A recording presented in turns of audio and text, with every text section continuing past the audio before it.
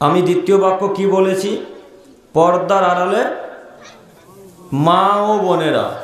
তো আমার কথা কি এখন মিথ্যা হয়ে গেল না? এটা পর্দা হলো যে হাওড়া শিয়ালদা সবই তো বোঝা যাচ্ছে, এটা কোনো পর্দা? পর্দা মানে এর ভেতরে হিজড়া আছে না মহিলা আছে বুঝতে পারবে না, তার নাম কি? তার নাম পর্দা। তো তাকালে তো সব হাওড়া কোন দিকে শিয়ালদা কোন দিকে সবই দেখা যায়, তো এর নাম কিসের পর্দা? পর্দা মানে ভেতরে কি থাকবে বোঝা যাবে না, তাই না? তো এখন মহিলারা এইভাবে বসে আছে, কেমন পর্দা করলেন আপনারা, আমরা কিভাবে পর্দার কথা বললাম। এখন যদি কোনো বক্তা সাহেব পর্দা নিয়ে আলোচনা করে তাহলে বক্তা সাহেবের কথাগুলোই মিথ্যা হয়ে যাবে, তাই না স্যার? এখন যদি কেউ পর্দা নিয়ে আলোচনা করে তাহলে কথাগুলো মিথ্যা হয়ে যাবে। কেন? পর্দা তো হয়নি।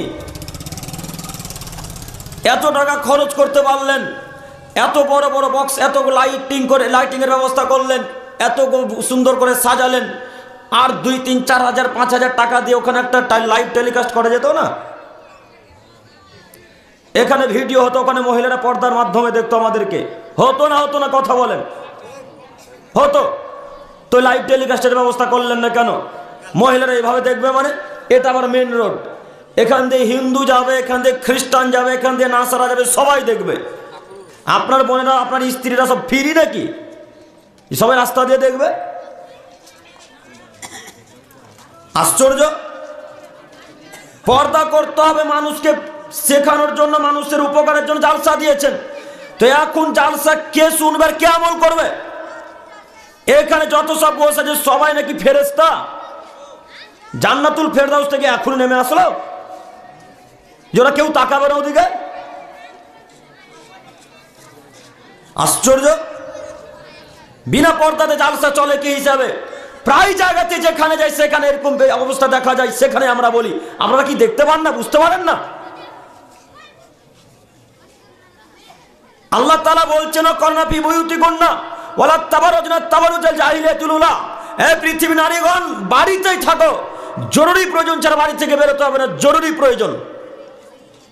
এখন বলেন, আপনার স্ত্রীর জরুরি প্রয়োজন এসেছে, কথা ঠিক, আপনার স্ত্রী গায়ে বোরকা কই, ঘেরেছেন কোথায়? একজন তো তাকাবে ওদিকে, বক্তব্য দিতে দিতে আমাদেরও চোখ যেতে পারে। আমরা তো ফেরেশতা নই, কথা বুঝতে পারেননি? আমরা কি ফেরেশতা এসেছি? তাহলে কথা বোঝেন না কেন আপনারা? এর পরবর্তী আজকে এটা 2 দিন ব্যাপী জালসা নাকি? এটা 2 দিন ব্যাপী জালসা। কালকের দিন জালসাতে যেন পর্দাটা লাইভ টেলিকাস্টের ব্যবস্থা করা হয়, ইনশাআল্লাহ করা হবে, ইনশাআল্লাহ। পর্দা লাইভ টেলিকাস্টের ব্যবস্থা করবেন। 4-5 হাজার টাকা যাবে, যাক না, লাখ লাখ কোটি কোটি টাকা তো খরচ হয়ে যাচ্ছে মসজিদ মাদ্রাসা তৈরি করতে গিয়ে, আর 4 হাজার টাকা চলে যাক। আব্দুল করিম ভাই, মহিলারা কি পুরুষেরকে দেখতে পারে? হ্যাঁ, অবশ্যই দেখতে পারে, কিন্তু পুরুষ মহিলাকে দেখতে পারে না। আব্দুল করিম ভাই প্রমাণ দিতে পারবেন তো? জি, প্রমাণ ছাড়া আমি আব্দুল করিম ইসলাম আপনাদের সামনে কোনদিন বক্তব্য রাখিনি, রাখবো না ইনশাআল্লাহ। প্রমাণ দেখেন, প্রমাণ দেখাচ্ছি। আল্লাহর নবী সাহাবাদেরকে যুদ্ধের ট্রেনিং দিচ্ছিলেন। আমার দিকে তাকান, মহিলারা আমাদেরকে দেখতে পারে কিনা তার প্রমাণ পেশ করছি, কিন্তু আপনি মহিলাকে দেখতে পাবেন না, এটা একেবারে হারাম। একটু দেখাচ্ছি, দেখেন। আল্লাহর নবী সাহাবায়ে কেরামদেরকে যুদ্ধের ট্রেনিং দিচ্ছিলেন যে এইভাবে যুদ্ধ করা লাগবে, এইভাবে কাফেরকে মারতে হবে, তুমি ওখানে থাকবে, তুমি অমুক জায়গাতে থাকবে, এইভাবে ট্রেনিং দিচ্ছিলেন, তাদেরকে শিখাচ্ছিলেন। তো পর্দার আড়াল থেকে আয়েশা রাদিয়াল্লাহু তাআলা আনহা তাদের যুদ্ধের ট্রেনিং দেখছিলেন। কে দেখছিলেন বলেন তো? কে দেখছিলেন? আয়েশা রাদিয়াল্লাহু তাআলা আনহা। আয়েশা কে বলেন তো? আল্লাহ নবীর স্ত্রী, ছোট স্ত্রী। তিনি পর্দার আড়াল থেকে দেখছেন। আল্লাহ নবী আয়েশাকে দেখলেন, কিছুই বললেন না। তার মানে মহিলারা আমাদেরকে দেখতে পারে, মহিলারা আমাদেরকে দেখতে পারে, কিন্তু আপনি মহিলাদেরকে দেখবেন, এ কথা ইসলাম মেনে নেয় না, এ কথা ইসলাম কোনোদিনও মেনে নেবে না। যদি আপনি মহিলাদেরকে দেখতে পারেন, এ কথা যদি ইসলামে মানাতে হয়, তাহলে মোহাম্মদ সাল্লাল্লাহু আলাইহি ওয়াসাল্লামকে আবার পৃথিবীর বুকে আসতে হবে। পৃথিবীর বুকে এসে মোহাম্মদ সাল্লাল্লাহু আলাইহি ওয়াসাল্লামকে বলতে হবে, হে আদমের ছেলে মেয়ে, আমি বক্তব্য ভুল দিয়েছিলাম, হাদিস ভুল বলে গেছিলাম, আজকে কথা ফেরত নিয়ে বলছি, পুরুষ ও নারী, নারী পুরুষদেরকেও দেখতে পারে, পুরুষরা নারীদেরকে দেখতে পারে, দুজন দুজনকে দেখতে পারে। এই কথা যদি মোহাম্মদ সাল্লাল্লাহু আলাইহি সাল্লাম বলেন তাহলে আমরা নারীদেরকে দেখতে পাবো, নচেত নারীদেরকে আমরা দেখতে পাবো না। যেহেতু মোহাম্মদ সাল্লাল্লাহু আলাইহি সাল্লাম পৃথিবীতে কিয়ামত পর্যন্ত কোনোদিন আসবে না, কাজে আমরা নারীদের দিকে কোনোদিন দেখতে পারবো না। এত টাকা খরচ হয়, 4000 টাকা খরচ হয় না কেন? মসজিদ 2 তলা থেকে ভেঙে আবার সুন্দর করে তৈরি করছেন, মানুষ আটে না, ব্যতিক্রম হতে পারে, তাই না? সে ব্যতিক্রম হতে পারে। এত টাকাটা খরচ করতে পারেন, 4-5 হাজার টাকা খরচ হবে, কাল থেকে পারবো তো ইনশাল্লাহ? পারবো না মনে হয়? ইনশাল্লাহ, ইনশাল্লাহ। আল্লাহ তুমি কবুল করো। 2, 3, সম্মানিত দিনী ভাই, আপনারা এখন পর্যন্ত বাজারে ঘোরাঘুরি করছেন, আমি নিজেও বুঝতে পারেন আপনি খ্রিস্টান হিসেবে বসবাস করছেন না মুসলিম হিসেবে। এত বড় একটা দিনী সভা, 2 দিন ব্যাপী বিরাট ধর্মীয় জালসা, 2 দিন ব্যাপী বিরাট ধর্মীয় জালসা, বড় প্যান্ডেল, সুন্দর আয়োজন করেছেন। এত সুন্দর আয়োজনে দোকানগুলো বসতে না দিলে হতো না? জি, দোকানগুলো বসতে না দিলে হতো না? ও আব্দুল করিম ভাই, দোকানগুলো যদি না বসতো তাহলে 30,000 টাকা ওদের কাছ থেকে পেতাম, কে দেবে এখন? আপনার দোকান কাছ থেকে চাঁদা আদায় নেন না মনে হয়? নেন না? যদি নাই নিলেন তো দোকান বসতে দিলেন কেন? নিতেন, একটা আলাদা বিষয় ছিল যে টাকা নিয়েছি তাই বসতে দিয়েছি। হ্যাঁ, ওই ইটাহার বক্তব্য দিতে গিয়েছিলাম, উত্তর দিনাজপুর, চেনেন তো? ইটাহার আপনাদের পার্শ্ববর্তী এলাকা, পার্শ্ববর্তী জেলা। ওই ইটাহার, ওই ময়না চেকপোস্ট পার করে ইটাহার শুরু, তো একেবারে ময়না চেকপোস্টের পাশে এখন মেন রোডের সামনে 34 নম্বর জাতীয় সড়কের সামনে প্রোগ্রাম। একটাও দোকান নেই, একটাও দোকান নেই। আল্লাহু আকবার, এত খুশি হয়েছে আমি দেখে। কোনো দোকানের ভালো কোনো কথাই নেই, কোনো ফুচকার দোকান নেই, কোনো ঝুড়ি জিলাপি দোকান নেই, কোনো বেলুনের দোকান নেই, কোনো মুদিখানা দোকান নেই, কোনো দোকানই তারা বসতে দেয়নি। এমনকি স্থানীয় যেগুলো দোকান, সেই দোকানগুলোকে সেদিনকে বন্ধ রেখে দিয়েছেন। আল্লাহ কি পরিমাণ তাদেরকে হেদায়েত দান করেছেন। তো আমি আপনাকে বলতে চাইছি যে ওই জালসার একটা কথা আমি নকল করছি আপনাকে, তাদের কথা। তারা যখন জালসা শুরু করলেন, মানে প্রোগ্রাম দিবেন এমন তো অবস্থা, তারা বলা বলি করছে দোকান যদি না বসতে দেওয়া হয় তাহলে 30-40 হাজার টাকা যেটা আসতো সেই টাকাটা আসবে না। তার মধ্যে থেকে কোনো একটা সভাপতি বা কেসির হয়তো বললেন ওই 30,000 টাকার মুখে লাথি মারি, 30,000 টাকা নেব না, টাকা কম আদায় হোক, তবু রাসূলের পদ্ধতিতে প্রোগ্রাম করবো ইনশাল্লাহ। কথা বুঝেননি?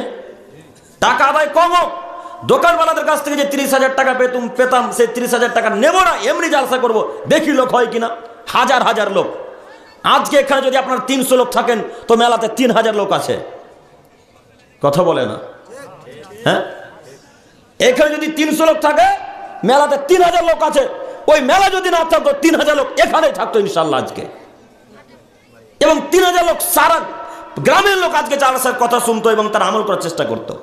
ওরা আজকে বসে আছে, মেলাতে ঘোরাঘুরি করছে, ঝুড়ি জিলাপি কিনছে। কি বুঝবে ওরা হাদিস কোরআনের? কি বুঝবে ওরা? আপনি তো গিয়ে আর বোঝাতে পারবেন না।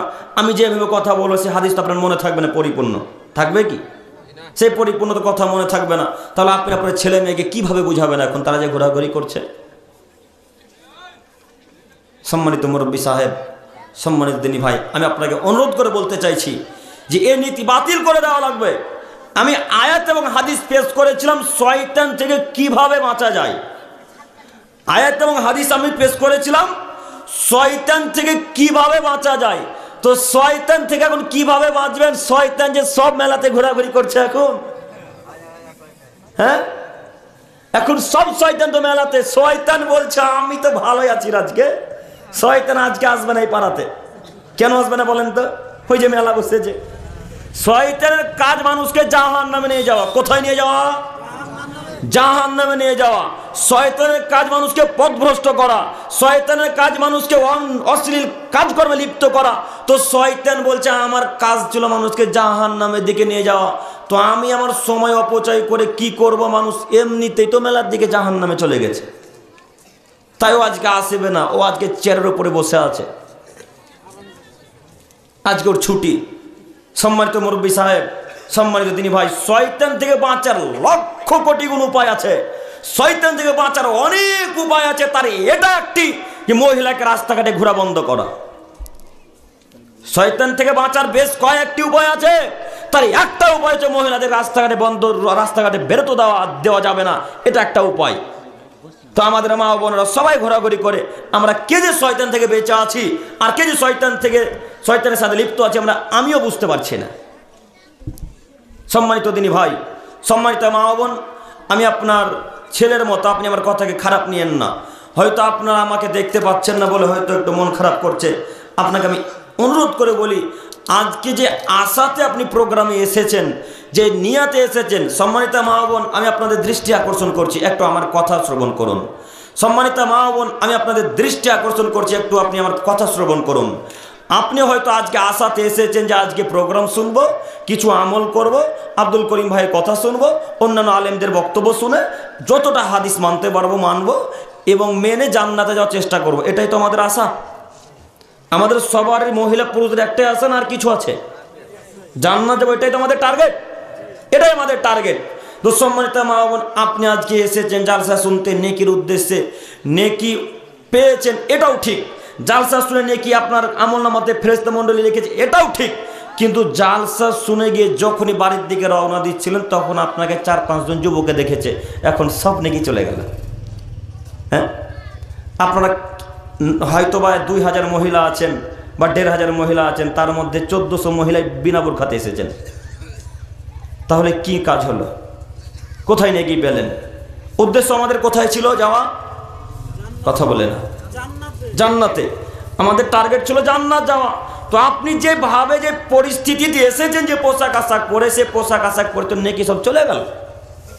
এই জন্য আমি আমার মা বোনদেরকে প্রায় দিন বলি, আপনাকে জালসা শুনতে আসতে হবে না, আপনাকে জালসাতে আসার প্রয়োজন নেই। জালসাতে যদি আসতেই হয় তাহলে বোরখা পরে আসা লাগবে, নইলে আপনাকে জালসাতে আসতে হবে না। আপনাকে জালসা আসতে হবে না, আপনাকে জালসাতে আসতে হবে না। আপনি কেন এলেন বিনা বোরখাতে? কেন এলেন আপনি? আর আপনারও কি কাপুরুষ হয়ে গেছেন নাকি স্ত্রীকে বিনা বোরখাতে জালসার স্থানে পাঠিয়ে দিলেন? পুরুষত্ব কি নেই? পুরুষত্ব কি নেই? শরীরে কি ক্ষমতা নেই যে আপনার স্ত্রী বিনা বোরখাতে জালসাতে চলে এলো? সম্মানিত মা বোন, আপনাদেরকে আমি অনুরোধ করে বলি, আপনারা তো বিড়ি বাঁধেন, এ কথা আমি জানি। বিড়ি বাঁধেন এমন হয় এখানে? হ্যাঁ, কারখানা না, কিন্তু বিড়ি বাঁধা হয়। তো বিড়ি বাঁধা হয়, তো বিড়ি বাঁধছেন। বিড়ি বাঁধা তো হারাম, এটা একেবারে টোটালি হারাম, পুরোপুরি হারাম। কোনো মানুষ যদি প্রমাণ করতে পারে হারাম নয়, তাহলে আমি জাতির সামনে জিন্দেগিতে বক্তব্য দেবো না, ইনশাল্লাহ। ইনশাল্লাহ এ কথা এখানে রেখে এবার আপনাকে একটা কথা বলি, আপনি তো বিড়ি তো বাঁধছেন, আবার রাস্তাতে বসেও বিড়ি বাঁধতে হবে? জি, রাস্তাতে বসেও বিড়ি বাঁধা লাগবে? আপনি রাস্তাতে বসে বিড়ি বাঁধছেন কেন? আপনি তো বিড়ি বেঁধে হারাম কাজ করছেন, এ কথা ঠিক। বিড়ি বেঁধে আপনি 2টা পাপের কাজ করছেন। এক, হারাম কাজে লিপ্ত হলেন বিড়ি বেঁধে। দ্বিতীয়ত, রাস্তাতে উলঙ্গ হয়ে বসে বিড়ি বাঁধলেন। 2টা পাপ হলো। একটা পাপে 2টা পাপ, এক পাপে 2টা পাপ। আব্দুল করিম ভাই, কিভাবে? বিড়ি বেঁধে যত পাপ করলেন সে পাপটা তো আমলনামাতে লেখা হলোই। উলঙ্গ হয়ে রাস্তাঘাটে বসে যে বিড়ি বাঁধলেন, এই উলঙ্গ হয়ে থাকার কারণে যত ভ্যান চালক, যত টোটো চালক, যত রিক্সা চালক, যত মানুষ এ রাস্তা দিয়ে মেন রোডে যাতায়াত করে যত মানুষ দেখেছে, তারা যত পাপী, আপনি একাই তত পাপ করলেন। তো 2টা পাপ হলো না? 2টা পাপ হলো কি? আল্লাহ নবী সাল্লাল্লাহু আলাইহি সাল্লাম নেকির কথা বলতে গিয়ে বলছেন, আবু হুরায়রা রাদিয়াল্লাহু তাআলা আনহু বলেন, রাসূল সাল্লাল্লাহু আলাইহি সাল্লাম বলেছেন, যদি কোনো মানুষ একটা আমল করে তাহলে 2টা ইবাদতে নেকি পাবে। যদি কোনো মানুষ একটা আমল করে 2টা আমলে নেকি পাবে। এক, যদি কোনো মানুষ মহিলাদের সাথে বিধবা মহিলাদের সাথে ভালো আচরণ করে, যদি কোনো মানুষ বিধবা মহিলাদের সাথে ভালো ব্যবহার করে, ভালোভাবে কথাবার্তা বলে, তাহলে আল্লাহর পথে জিহাদ করে যত নেকি হয়, বিধবা মহিলাদের সাথে ভালো আচরণ করলে তত নেকি হয়। আল্লাহু আকবার। আজকের পর থেকে বিধবা নারীদের সাথে ভালো আচরণ করবো ইনশাল্লাহ। ইনশাল্লাহ পারবো না? এক কাজ করলে 2 ইবাদতের নেকি, তার একটি হচ্ছে জিহাদ করার মতো নেকি পাওয়া যায়। 2, বিধবা মহিলাদের সাথে ভালো আচরণ করলে আল্লাহ রাস্তায় জিহাদ করার একটা নেকি হলো। 2 নম্বর নেকি হলো, রাতের বেলায় তাহাজ্জুদ পড়লে যত নেকি হয়, বিধবা মহিলাদের সাথে ভালো আচরণ করলে তত নেকি হয়। 3, বিধবা নারীদের সাথে ভালো আচরণ করলে যত নেকি হয়, সিয়াম পালন করলে তত নেকি হয়। আপনাকে আমি কি দিয়ে বুঝাই? একটা ইবাদত করলে 2টা ইবাদতে নাকি একটা হাদিসে রাসূল সাল্লাল্লাহু আলাইহি সাল্লাম বললেন, অন্যত্র রাসূল সাল্লাল্লাহু আলাইহি সাল্লাম বললেন, কেউ যদি একটা আমল করে তাহলে 3টি আমল নাকি পাবে। তার এটি একটি, বিধবাদের সাথে ভালো আচরণ করা শিখুন, পাড়া প্রতিবেশী ফকির মিসকিনদের সাথে ভালো আচরণ করা শিখুন। একটা আমল করলে 3টা ইবাদতে যদি নাকি হয়, একটা আমল করলে 3টা আমলে যদি নাকি হয়, তাহলে একটা পাপ করলে 2টা পাপের নেকি পাপ লেখা হবে না মোলামাই? যে কথা কি বোঝাতে পারলাম? একটা আমলে 3টা ইবাদতের নেকি, একটা আমলে 2টা ইবাদতের নেকি, একটা পাপ করলে 2টা পাপের পাপ লেখা হবে আপনার আমল নামে। একথাই চূড়ান্ত। দেখেন আপনাকে দেখাচ্ছি লেখা হবে কিনা। আপনারা তো আবার বন্ধন নিতে খুব পটু মানুষ। বন্ধন চলে না কালিয়াচকে? হ্যাঁ, বন্ধনও চলে, কালিয়াচকে বন্ধন চলে। আচ্ছা, কালিয়াচকে বন্ধন চললে কথা মেনে নিলাম, আপনি কাপুরুষ বন্ধন নিলেন, আপনার স্ত্রীকে বন্ধন দিতে পাঠালেন কেন? এ কথার উত্তর কে দিবে? এই প্রশ্নের জবাব কে দিবে? বন্ধন নিলেন আপনি, বন্ধন পরিশোধ করতে যাবে মহিলা মানে, কেন আপনার স্ত্রী বন্ধন পরিশোধ করতে যাবে? এই কথা আবার বলে যাচ্ছি, বন্ধন নিয়ে 2টা পাপ করেছেন। কয়টা পাপ? বন্ধন নিয়ে কয়টা পাপ করেছেন? 2টা পাপ। কি কি আব্দুল করিম ভাই বলে যান, নইলে গাড়ির চাকা কিন্তু কালিয়াচক থেকে এগোতে দেব না। জি, প্রমাণ সহকারে বক্তব্য রাখতে এসেছি। একটা কথা মাথাতে রাখবেন, আমি ইনশাআল্লাহ যতক্ষণ স্টেজে থাকি ততক্ষণ প্রমাণ সহকারে বক্তব্য রাখার চেষ্টা করি। তবে আমিও মানুষ, হয়তো ভুলভাল কথা বেরিয়ে যেতে পারে, তাই না? মানুষ তো বেরোতেই পারে। ওই তো আমাদের গ্রাম্য ভাষার একটা বলে, চামড়ার মুখ, কখন যে কি বের হয়, হ্যাঁ, কখন যে কি বের হয়। তো আমি ওই রকম হয়তো বা বেরিয়ে যেতে পারে। তবে আমি সম্ভবপর চেষ্টা করি যে আমি জয়ীফ হাদিস বলতে আসিনি, বলার চেষ্টাও করি না। তো আপনাকে আমি দেখাচ্ছি, বন্ধন নিয়ে 2টা পাপে লিপ্ত হলেন। 1, বন্ধন নিয়ে সুদের মতো জঘন্যতম অপরাধে লিপ্ত হলেন। 2, বন্ধন নিয়ে আপনি আপনার স্ত্রীকে পরপুরুষের কাছে পাঠিয়ে আর একটা পাপে লিপ্ত হলেন। কথা বুঝাতে পারলাম না? দিনী ভাইরা কথা বুঝতে পারলেন? বন্ধনে 2টা পাপ করলেন। একটু আপনার স্ত্রী কেমন যে হচ্ছে, আপনার স্ত্রী যখন আপনার কাছে থাকে তখন একটা ছেঁড়া কাপড় পরে থাকে, ছেঁড়া একটা ওড়না পরে আপনার সামনে চলাচল করে, আপনাকে ভাত রান্না করে দেয়, ভাত খুলে দেয়, পানি এগিয়ে দেয়। কিন্তু বন্ধন যখন ঠিকই দিতে যায় তখন আপনার স্ত্রী নতুন পোশাক আশাক পরে যায়।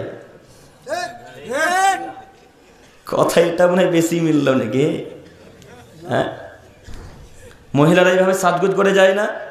আপনার সামনে একটা ছেঁড়া ফাটা ওড়না পরে থাকে, নোংরা কাপড় পরে থাকে, যেই নোংরা পরে ধান উসায়। ধান উসান আপনারা? ধান উসা বুঝেন কি?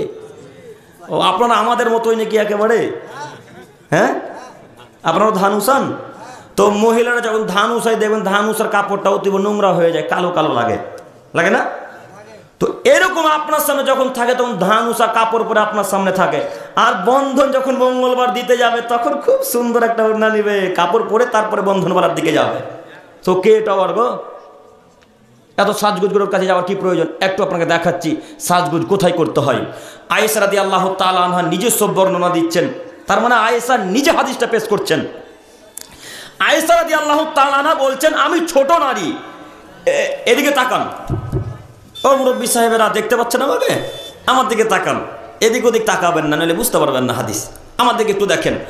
আয়েশা রাদিয়াল্লাহু তাআলা আনহা নিজস্ব বর্ণনা, তিনি নিজস্ব বিবরণ পেশ করে বলছেন যে আমি আয়েশা ছোট মহিলা, ছোট নারী, আমি এরকম ধুলাবালিতে বান্ধবীদের সাথে খেলাধুলা করছি। আমি আয়েশা আমার বান্ধবীদের সাথে খেলাধুলা করছি। তো আমাকে আমার বান্ধবীদের কাছ থেকে আমার বোন বড় দিদি ডেকে নিয়ে গেল আসমা। আবু বকর রাদিয়াল্লাহু তাআলা আনহার আবু বকর রাদিয়াল্লাহু তাআলা আনহুর বড় কন্যার নাম আসমা রাদিয়াল্লাহু তাআলা আনহা, ছোট কন্যার নাম আয়েশা রাদিয়াল্লাহু তাআলা আনহা। আয়েশা রাদিয়াল্লাহু তাআলা আনহা ধুলাবালিতে খেলাধুলা করছেন।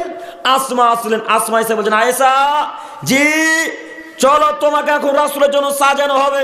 তোমার আর রাসূলের এখন বাসুর রাত। আয়েশার বাসুর রাত কার সাথে? এখন মুহাম্মদ সাল্লাল্লাহু আলাইহি সাল্লামের সাথে। কেন? আয়েশা এবং মুহাম্মদ সাল্লাল্লাহু আলাইহি সাল্লামের বিবাহ হয়ে গেছে অলরেডি, দুইজনের বিবাহ কমপ্লিট। আল্লাহ রসুলের কাছে তাকে সাজিয়ে পাঠানো হবে। এখন বাসুর রাত, আয়েশা বলছেন আমার হাতে ধুলাবালি লেগেছিল, আমার মুখে ধুলাবালি লেগেছিল। ঠিক বাচ্চা মেয়েদেরকে দেখবেন, ছোট ছেলেদেরকে দেখবেন ধুলাবালিতে খেলতে পছন্দ করেন, এরকমই মনে করেন আয়েশা রাদিয়াল্লাহু তাআলা আনহা ধুলাবালিতে খেলা পছন্দ করতেন, তিনি খেলছিলেন। আসমা তাকে ডেকে নিয়ে গেলেন।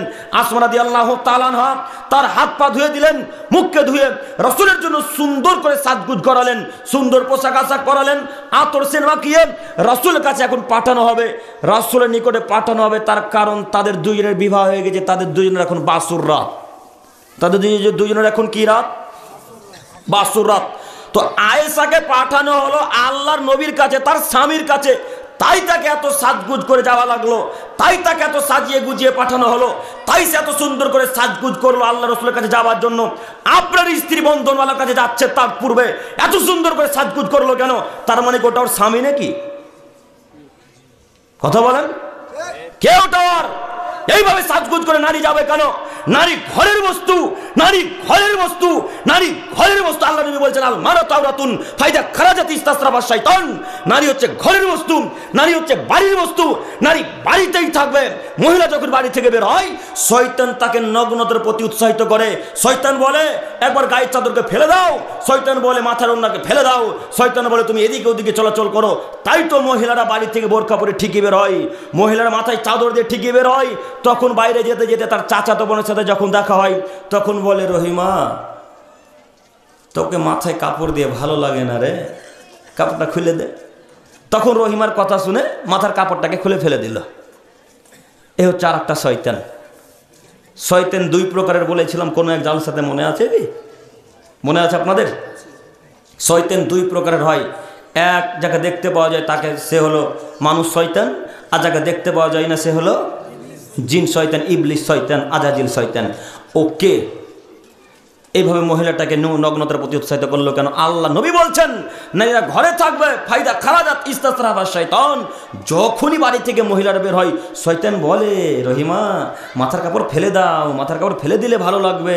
শয়তান বলে রহিমা তুমি একবার ডান দিকে যাও, একবার বাম দিকে চলো, তুমি হেলে দুলে চলো। এইভাবে চলাচল করলে তোমাকে পুরুষেরা ভালো বলবে, মহিলারা ভালো বলবে। তখন শয়তানের কথা বলতে মোতাবেক নারীরা চলে। হাদিস আমার কাছে আছে, হাদিস আমার কাছে আছে। এখানে অনেক তালবে ইলম ভাই আছে, হয়তো আমি বুঝতে পারছি। যদি আপনাদের হাদিস প্রয়োজনে আব্দুল করিমকে এখনই কল করেন, এখনই বলেন আব্দুল করিম হাদিস কোথায় আছে, দেখানোর জন্য প্রস্তুত আছি আমি। সম্মানিত মুরব্বী সাহেব, সম্মানিত তিনি ভাই, আপনাকে অনুরোধ করে বলে যাচ্ছি, বন্ধন আপনি নিয়েছেন, পরিশোধ কে করতে যাবে? কথা বলেন, যে নিয়েছে সেই যাবে। আব্দুল করিম ভাই, তাহলে কি আপনি বলতে চাইছেন বন্ধন নেওয়া জায়েজ? জি না, বন্ধন নেওয়া হারাম, বন্ধন নেওয়া হারাম, বন্ধন নেওয়া হারাম। বন্ধনে সুদ আছে, বন্ধনে কি আছে? সুদ আছে, এই জন্য হারাম। আমি তো আপনার ওই 3 নম্বর শ্রেণীর পচা হানাফির হুজুর নয় যে সুদকে হালাল করে দেবো। হ্যাঁ, আমি তো আপনার ওই 3 নম্বর শ্রেণীর পচা হানাফি হুজুর নয় যে সুদকে হালাল করে দেবো। এক হুজুরকে এইভাবে প্রশ্ন করা হচ্ছে, আমাদেরকে তাকান। হুজুরের নাম বলবো না, আমি জিন্দেগির কোনো বক্তার নাম নিয়ে বক্তব্য রাখি না। তবে আপনারা ভালো হয়েছিলেন হুজুরকে, খুব বদমাইশ হুজুর, শুধু আহলে হাদিসকে গাল দেয়, খুব বদমাশ হুজুর, শুধু আহলে হাদিসকে গাল দেয়। ওর বাপ মা বিদ্যা বুদ্ধি শিখিয়েছে কিনা বুঝতে পারে না, শুধু ওর খালি পিছন জ্বলতেই থাকে আহলে হাদিসকে দেখলে। ও বিদ্যায় নেই, ও মাদ্রাসা গেছে কিনা আমরা বুঝতে পারি না।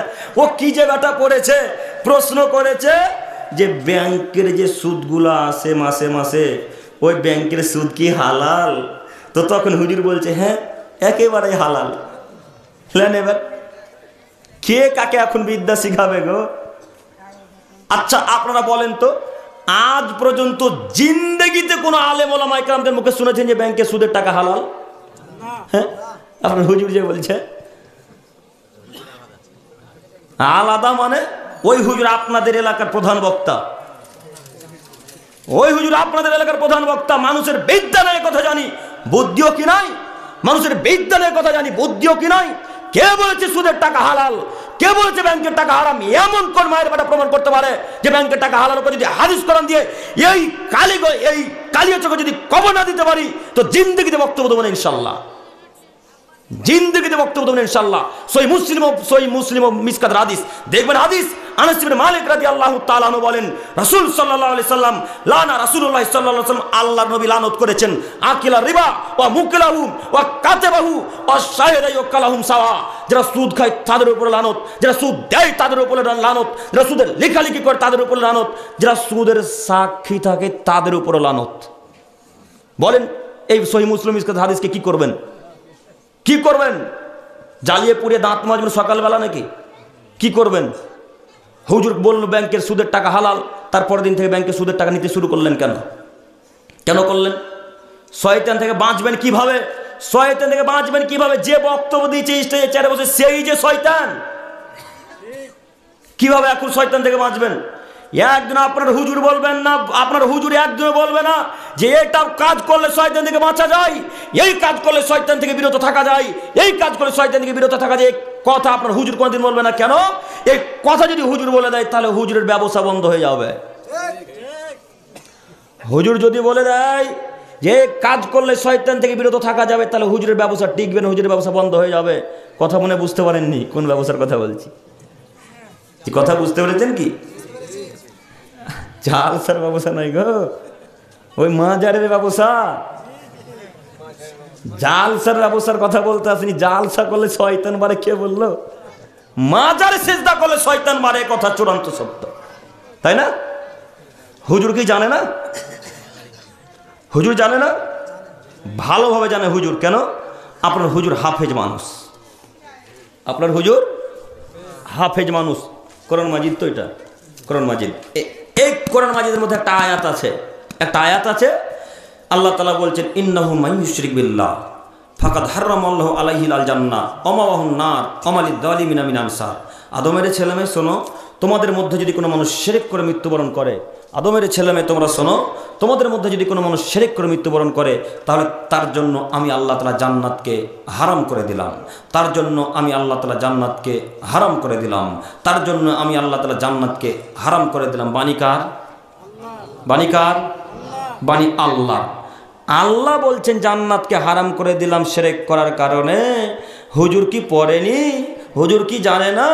হুজুরের 30 পারা কোরআন মুখস্থ, হুজুরের 30 পারা কোরআন মুখস্থ, হুজুরের 30 পারা কোরআন মুখস্থ, 114টা সূরা হুজুরের ঠিকই মুখস্থ আছে, কিন্তু হুজুর একদিন অর্থ করলো না। কেন?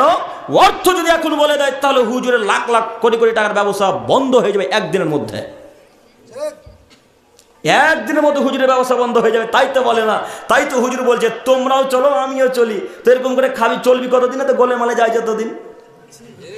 এইভাবে চল, যতদিন শ্রোতারা মুখ না খুলবেন ততদিন হুজুরের ব্যবসা বন্ধ হবে না, ততদিন হুজুরের ব্যবসা বন্ধ হবে না, ততদিন হুজুরের ব্যবসা বন্ধ হবে না।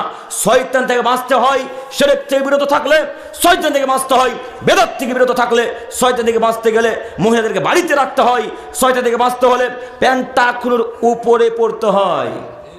প্যান্ট কিসের উপরে পড়তে হয়? প্যান্ট টাকনুর উপরে পড়তে হয়। এই যে টাকনু, এখন চেক করলে হয়তো টাকনুর নিচে কয়েকজনের প্যান্ট পাওয়া যাবে। নাই নাই মনে হয়, সবাই লুঙ্গি পরে আছে। আছে প্যান্ট টাকনুর নিচে? যে প্যান্ট টাকনুর উপরে পরে শয়তান থেকে বাঁচার আশা করেন? প্যান্ট টাকনুর নিচে পরে শয়তান থেকে বাঁচার আশা করেন? অসম্ভব, অসম্ভব, অসম্ভব হতে পারে না। দেখবেন হাদিস বুখারী মুসলিম, আবু হুরায়রা রাদিয়াল্লাহু তাআলা আনহু বলেন রাসূল সাল্লাল্লাহু আলাইহি সাল্লাম বলেছেন সালাসাতুন লা ইউকাল্লিমুহুমুল্লাহু ইয়াওমাল কিয়ামা। আদমের ছেলেমেয়ে তোমরা শোনো, 3 শ্রেণীর মানুষের সাথে আল্লাহ কথা বলবেন না। ওয়ালা ইউযাক্কিহিম, তাদেরকে আল্লাহ পবিত্র করবেন না। ওয়ালা হুম ইয়ানদুরু ইলাইহিম, আল্লাহ তাদের দিকে তাকাবেন না। ওয়ালা হুম আযাবুন আলীম, তাদের জন্য আল্লাহ তাআলা রেখেছেন কঠিন যন্ত্রণাদায়ক শাস্তি। কয় শ্রেণীর মানুষের উপরে? 3 শ্রেণীর মানুষের উপরে। কয়টি শাস্তি? 3টি শাস্তি। 1, আল্লাহ তাদের দিকে তাকাবেন না। 2, তাদেরকে আল্লাহ পবিত্র করবেন না। 3, আল্লাহ তাআলা তাদের জন্য রেখেছেন কঠিন যন্ত্রদায়ক শাস্তি। তার 1 শ্রেণীর মানুষ মালিকুন কাদ্দাব, মিথ্যা কথার ভিত্তিতে যারা দেশ পরিচালনা করে, এক কথায় মিথ্যুক শাসক যারা, তাদের দিকে আল্লাহ তাকাবেন না। মিথ্যুক শাসক, মিথ্যুক যারা, মিথ্যা কথার ভিত্তিতে যারা সমাজ চালায়, মিথ্যা কথার ভিত্তিতে যারা মাদ্রাসা চালায়, মিথ্যা কথার ভিত্তিতে যারা মসজিদ চালায়, তাদের দিকে আল্লাহ তাআলা তাকাবেন না, তাদেরকে আল্লাহ পবিত্র করবেন না, তাদেরকে আল্লাহ জান্নাত থেকে তুলে জাহান্নাম থেকে তুলে জান্নাতে ভরবেন না। বুখারী মুসলিমের কথা মুহাম্মদ সাল্লাল্লাহু আলাইহি সাল্লাম বলছেন। ও দায়িত্বশীলেরা, আপনাদের অনুরোধ করে বলি, আপনারা যিনারা দায়িত্ব নিয়েছেন তাদের উদ্দেশ্যে বলতে চাইছি, সত্য কথা বলে দায়িত্ব পালন করার চেষ্টা করুন, সত্য কথা বলে দায়িত্ব পালন করার চেষ্টা করুন। সত্য কথা বলেন, সর্দারের পদে যদি রাখে তবুও সত্য কথা বলেন, যদি না রাখে তবুও বলেন। 100 টাকা হারিয়ে গেছে তবুও বলেন সত্য কথা, 100 টাকা চুরি করে নিয়েছেন তবুও বলেন সত্য কথা, যে কাজকর্মে লাগিয়ে দিয়েছি। বলে দেওয়া লাগবে। মিথ্যার ভিত্তিতে যদি দেশ পরিচালনা করেন, সমাজ পরিচালনা করেন, মাদ্রাসা মসজিদ চালান, তাহলে আল্লাহ আপনাকে জান্নাতে দিবে না। অতএব নীতি পরিবর্তন করা লাগবে। 2, শাইখুন জানিন, বৃদ্ধ বয়সে যারা জেনা করে তাদের দিকে আল্লাহ তাআলা তাকাবেন না। এক কথায় বৃদ্ধ বয়সে যারা বেশি বয়সে জেনা ব্যভিচার করে তাদের সাথে আল্লাহ তাআলা কিয়ামতের মাঠে কথা বলবেন না। 3, আল মুসবিল, যারা লুঙ্গি প্যান্ট পায়জামার টাকর নিচে পড়ে তাদের দিকে আল্লাহ তাআলা তাকাবেন না। হাদিস সহিহ মুসলিম ও মিসকাতের হাদিস। অথচ আমার আপনার নজরে পাপটা অতীব ছোট পাপ, তাই না? অথচ আমার আপনার নজরে পাপটা অতীব ছোট পাপ, তাই তো আমি আপনি লুঙ্গি যখন পরি তখন রাস্তাকে ঝাড়ু দিতে দিতে দিতে দিতে যায়, তাই না? ওটা ছিল মহিলাদের কাজ। কিভাবে কিভাবে পুরুষদের কাজ হয়ে গেল এটা। এখন একটা ফ্যাশন, মহিলারা এখন পায়জামা বানায় এই পর্যন্ত। হ্যাঁ, মহিলারা বানায় না? মুরব্বী সাহেব, আপনার কন্যা পরে গো, আপনার কন্যা এইভাবে পায়জামা পরে। পায়জামা তো পরে পরে ওই পায়জামার ডান পায়ে বা বাম পায়ে দেখবেন একটা কালো ধাগাও বাঁধা আছে। বলেন এই কালো ধাগাটা কেন বাঁধা? এই কালো ধাগাটা কেন বাঁধা? কিছুদিন আগে দেখছিলাম পুরুষরা বাঁধছিল, এখন মহিলারাও বাঁধে। এখন কোনো যুবকের পায়ে কালো ধাগা আছে? নাই তো, আলহামদুলিল্লাহ। আছে কি? যদি থাকে এখনই খুলে ফেলেন, এখনই। আপনাদের এই নীতি আছে কিনা বলতে পারি না। এটা তো আবার সুজাপুরের কাছাকাছি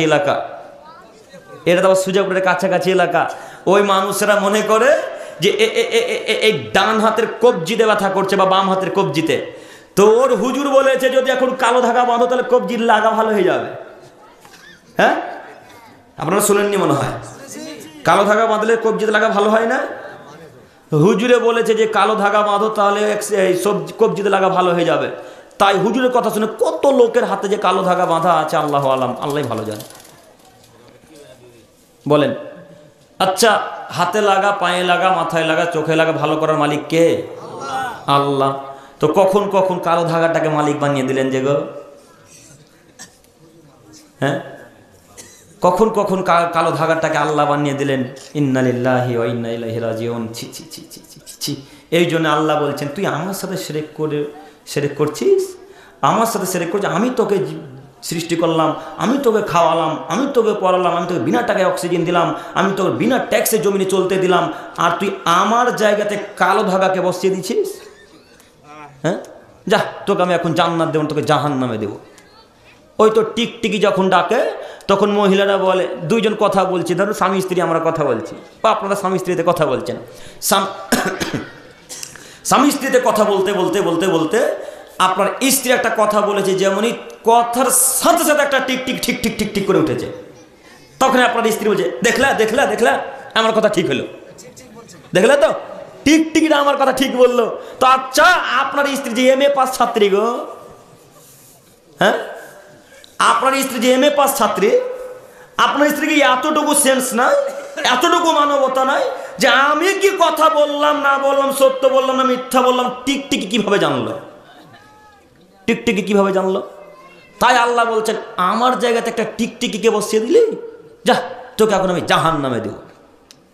কত বড় পাপ আপনাকে আমি কি দিয়ে বুঝাবো? কত বড় পাপ আমি আপনাকে কি দিয়ে বুঝাবো? শয়তান একটা কাজ বেশি মানুষকে করাতে চাই, সেটা হচ্ছে শিরক।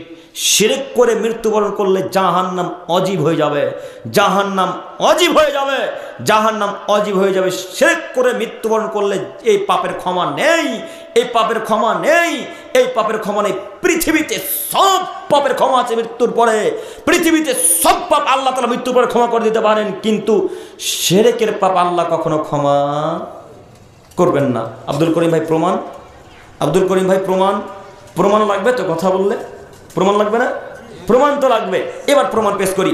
আনাস ইবনে মালিক রাদিয়াল্লাহু তাআলা আনহু থেকে বর্ণিত, তিনি বলেন, রাসূলুল্লাহ সাল্লাল্লাহু আলাইহি ওয়াসাল্লাম বলেছেন, আদমের ছেলেমেয়ে তোমরা যদি পাপ করতে করতে করতে করতে করতে করতে আসমান সম পরিমাণ পাপ করো, তোমরা যদি পাপ করতে করতে করতে করতে আসমান সম পরিমাণ পাপ করো, পাপ করতে করতে জমিন পরিপূর্ণ যদি পাপ করো, শুধু পাপ আর পাপ, শুধু পাপ আর পাপ, আসমান পরিপূর্ণ পাপ, জমিন পরিপূর্ণ পাপ, এই পাপে শিরক নেই, এই পাপে কোনো শিরকের পাপ নেই, এতগুলা পাপ নিয়ে তোমরা যদি আমার কাছে উপস্থিত হও, আমি আল্লাহ ততগুলা ক্ষমা নিয়ে, অতগালিক রহমত নিয়ে তোমার কাছে উপস্থিত হয়ে আমি আল্লাহ তাআলা তোমার সব পাপকে ক্ষমা করে দেবো।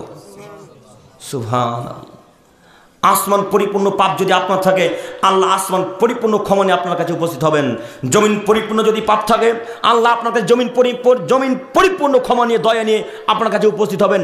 আল্লাহ জমিন পরিপূর্ণ পাপ ক্ষমা করতে ইচ্ছুক, আল্লাহ আসমান পরিপূর্ণ পাপ ক্ষমা করতে ইচ্ছুক, কিন্তু আল্লাহ একটা শিরকের পাপ ক্ষমা করতে ইচ্ছুক নয়।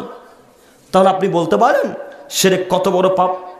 কিভাবে শয়তান থেকে বাঁচবেন? প্রায় পরিবারে তো শিরক চলে। কিভাবে শয়তান থেকে বাঁচবেন? প্রায় পরিবারে তো শিরক চলে। আব্দুল করিম ভাই, না আমাদের পরিবারে শিরক চলে না। আব্দুল করিম ভাই কি বলছেন? আমাদের কালিয়াচকে, আমাদের এই এলাকাতে পশ্চিমনগরে শিরক চলে না।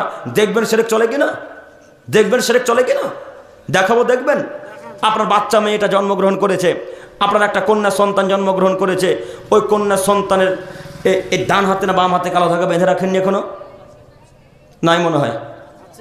মাজাতে কালো ধাগা বাঁধা নাই? কথা বলে না? আছে তো। কই শয়তান থেকে বাঁচলেন? কই শয়তান থেকে বাঁচলেন? কিভাবে শয়তান থেকে বাঁচবেন? ওই এই আঙুলটাকে কি আঙুল বলেন? জালি আঙুল বলেন? ইন্না লিল্লাহ।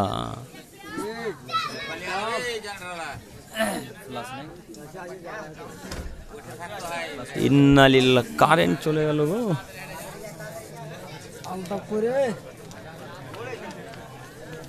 আপনারা কেউ উঠবেন না দিনী ভাইরা, বসেন বসেন।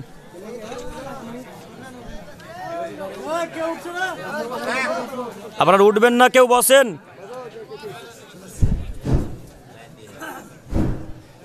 ইন্না লিল্লাহ। কি হচ্ছে গো?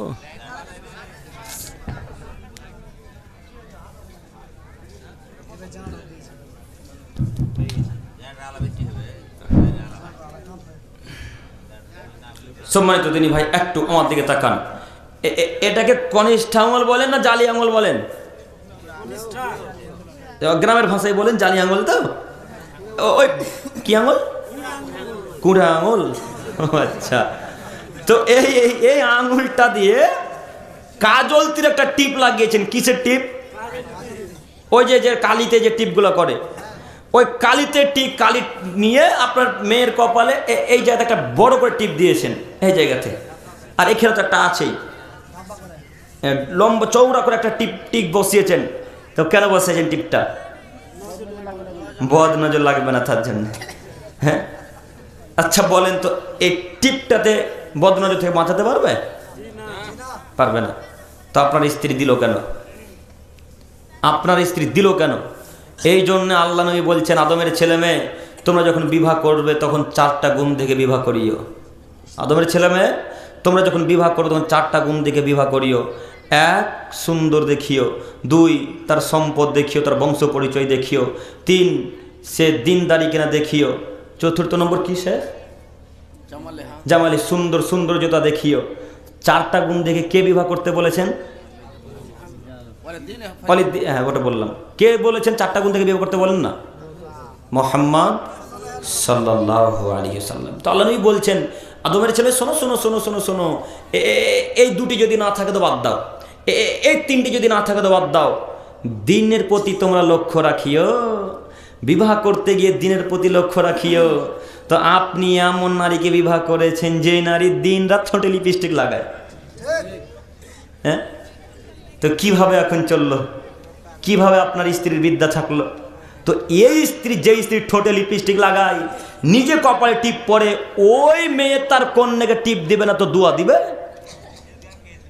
হ্যাঁ, ওই মেয়ে, ওই স্ত্রী নিজের কন্যার কপালে টিপ দেবে তো দোয়া দিবে? আল্লাহ নবী দোয়া শিখিয়ে গেলেন, আল্লাহর নবী দোয়া শিখিয়ে গেলেন, সেই দোয়াকে আপনার স্ত্রীর আপনি মাটির তলে পুঁতে দিলেন। আল্লাহ নবী বললেন, আদমের ছেলেমেয়ে যখন তোমরা কন্যা সন্তানদেরকে নিয়ে যাবে তখন তোমরা বলবে আউযু বিকালিমাতিল্লাহি তাম্মাতি মিন কুল্লি শাইতিন হাম্মাতিন ওয়া মিন কুল্লি আইনিন ওয়া লাম্মা, এই বলে ফুঁক দিয়ে দাও, তারপরে বাইরে নিয়ে চলে যাও। কোনো শয়তান নজর দিতে পারবে না, কোনো মানুষ তার ক্ষতি করতে পারবে না, কোনো বদ জিন তার ক্ষতি করতে পারবে না। শয়তান থেকে বাঁচার দোয়াই, শয়তান থেকে বাঁচার দোয়া, বাচ্চাদের ছেলে মেয়েদের শয়তান থেকে বাঁচাতে যদি চান তাহলে যে কোনো বলে দোয়া দিতে হবে, এভাবে দোয়া ফুঁক দিতে হবে। আপনি আপনার নাতনিকে নিয়ে খুবই আদর করেন, খুব ভালোবাসেন, বারবার চুমু দেন, বারবার আদর করেন, বারবার গালে চুমু দেন, একবার কপালে চুমু দেন, একবার দুই গালে চুমু দেন, কত সুন্দর আদর করেন, নাতনিকে আদর করেন, পত্নীকে আদর করেন, নিজের কন্যাকে আদর করেন, কিন্তু একবারও দোয়া বলে ফুঁক দিলেন না। কিভাবে দিবেন? দোয়াই তো জানি না, তো কিভাবে দিব, তাই না? দোয়াটাই তো জানি না, তো কিভাবে দিব? দোয়া জানেন না এ কথা ঠিক, কিন্তু গজলার গান ঠিকই মুখস্থ হয়ে যায়। হ্যাঁ, গজলার গান ঠিক মুখস্থ হয়ে যায়, দোয়া মুখস্থ হবে না। সম্মানিত মা বোন, আপনাকে বলি, বাচ্চা ছেলে মেয়েকে যখন বাড়ি থেকে নিয়ে বেরোবেন তখন দোয়া বলে ফুঁক দেবো ইনশাল্লাহ, আজকে থেকে ইনশাল্লাহ, ইনশাল্লাহ। আর বেশি বদনজর লাগে নিজেদের আত্মীয়দের মধ্যে থেকেই, বেশি বদনজর লাগে বাপ মার কাছ থেকেই। আব্দুল করিম ভাই, বদনজর বাপ মা দেয় মানে? বুঝতে পারলাম না, বুঝিয়ে বলেন, একটু আমার দিকে তাকান, কথাটা মাথায় রাখবেন। বেশি বদনজর লাগে পিতা মাতার কাছে কেমন একটু দেখাই। আপনার ছেলেটাকে খুব সুন্দর একটা পোশাক পরিয়েছেন, মনে করেন ব্লেজার পরিয়েছেন, একটা কোট প্যান্ট পরিয়েছেন, প্যান্ট পরিয়ে ছেলেটাকে দাঁড় করে রেখেছেন, খুব সুন্দর দেখাচ্ছে। তখন আপনি বলছেন আপনার স্ত্রীকে, রহিমা দেখ আমার ছেলেটাকে কত সুন্দর লাগছে, কত সুন্দর লাগছে আব্দুল্লাহ, আপনার ছেলের নাম আব্দুল্লাহ, আব্দুর রহমান। তখন আব্দুর রহমানকে বলছেন, আব্দুর রহমান তোমাকে কত সুন্দর লাগছে বেটা, এই কথা বললেন, এটাই বদনজর। তোকে কত সুন্দর লাগছে আব্দুল করিম, এটাই বদনজর। আগে বলতে হতো মাশাআল্লাহ আব্দুল্লাহ তোমাকে খুব সুন্দর লাগছে বেটা, একটা কথা বললার বদনজর লাগতো না। কোনো মা বাপ বলেছে? কেউ বলে না। বলবে কিভাবে? জানেই না তো কিভাবে বলা লাগবে, কিভাবে কে বলবে? জানি না কিভাবে বলবো, তাই না? আগে মাশাআল্লাহ বলতে হয়, তারপরে বলতে হয় আব্দুল্লাহ তোমাকে খুব সুন্দর লাগছে বেটা। বদনজর। আপনি মনে করেন যে পাশে বাড়িতে একটা ডাইনি আছে, ডাইনি বলেন তো, ডাইনি বলেন তো আপনারা? ডাইনি, আপনি বলছেন যে ডাইনিতে আমার বেটিটাকে খেয়ে নিল রে, তো দিন রাত বমি করছে, ও ডাইনি হয় আপনি ডাইনি? একজনে দোয়া বললেননি কেন? কেন দোয়া বললেন না? এইগুলো কাজ থেকে বিরত থাকতে হবে। শয়তান থেকে যদি বিরত থাকতে চান তাহলে প্রথমত নিজের বাড়ি থেকে শয়তানকে হাঁকাতে হবে, যেটা আপনার স্ত্রীর মধ্যে পরিপূর্ণ ঢুকে আছে, যেটা আপনার স্ত্রীর মধ্যে পরিপূর্ণ ঢুকে আছে। আপনাকে অনুরোধ করে বলে যাচ্ছে আপনার স্ত্রীকেও টিপ দিতে দিবেন না আজকে থেকে, ইনশাল্লাহ, ইনশাল্লাহ। আজকে থেকে টিপ দিতে দেবো না নিজের স্ত্রীকেও, ইনশাল্লাহ, ইনশাল্লাহ। আর যুবক ভাইরা, আপনারা যারা বিবাহ করেননি, যারা বিবাহ করবেন মনে করছেন, ওই বিবাহের থুবরার দিন হাতে আবার পেরেক নিয়ে বেড়ায়েন না। পেরেক নিয়ে বেড়ায় না মানে কালী চকের মানুষ। পেরেক বুঝলেন কি? কাঁটা, কাঁটা, লোহার কাঁটা বা কাজলতি নিয়ে বেড়ায় না? এখন মনে হয় বেড়ায় না এরকম, নাকি? আগে ছিল, মুরব্বী সাহেবরা বলতে পারবে, চাচার আগে ছিল না? এখন নেই না? আগে আমরা দেখেছি, আমি নিজেও দেখেছি, মা বলছে যে আব্দুল্লাহ বেটা হাতে ওই হলুদ মাখলে নাকি জিনে বেশি ধরে। হ্যাঁ, হলুদ মাখলে নাকি শয়তানে বেশি ধরে, তাই আব্দুল্লাহর মা বলছে আব্দুল্লাহ হাতে একটা কাঁটা নিয়ে থাকিও বেটা, আব্দুল্লাহ হাতে একটা কাজল নিয়ে থাকিও বেটা, তাহলে তোমাকে জিনে ধরতে পারবে না। আব্দুল্লাহর মা আব্দুল্লাহকেও বলে। কিছুদিন পর আব্দুল্লাহর বোনের বিবাহ হয়েছে, আব্দুল্লাহর বোনকে আব্দুল্লাহর মাও বলে যে বেটি যেখানে যেও হাতে একটা কাঁটা নিয়ে যেও। তো আচ্ছা, কাঁটাতে যদি জিনকে বাঁচাতে পারে, তো আপনার স্ত্রীর ওই যে গ্রিল বসা আছে দেখেন, গ্রিলটা লোহার না প্লাস্টিকের? লোহার।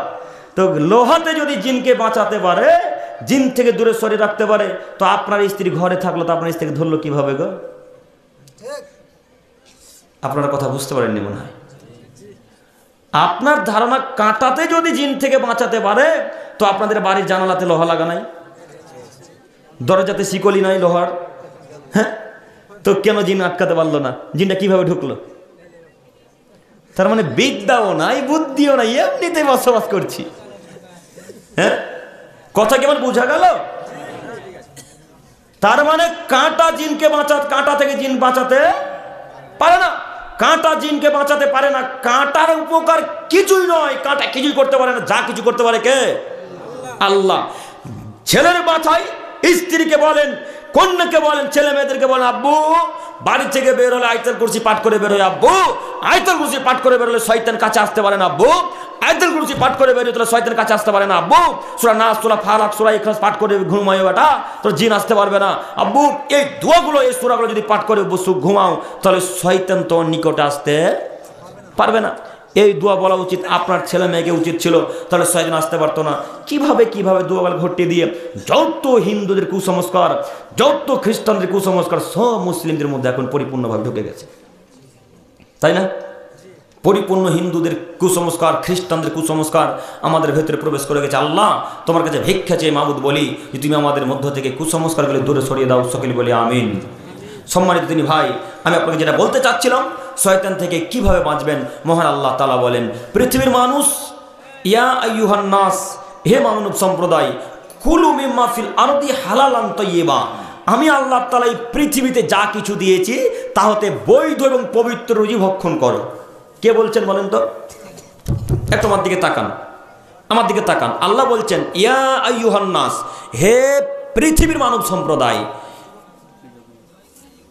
আমি এই পৃথিবীতে যা কিছু দিয়েছি তাতে বৈধ এবং পবিত্র রুজি ভক্ষণ করো। ওয়ালা তাত্তাবিউ খুতুওয়াতিশ শাইতান, এবং তোমরা শয়তানের পথ অনুসরণ করিও না। এখানে একটা কথা, এখানে কথাকে থামিয়ে সামনে প্রথমের কথার ব্যাখ্যাতে একটা কথা বলি। আল্লাহ বলছেন, আদমের ছেলে মেয়ে আমি পৃথিবীতে যা কিছু দিয়েছি তা হতে বৈধ এবং পবিত্র রুজি খেয়েও।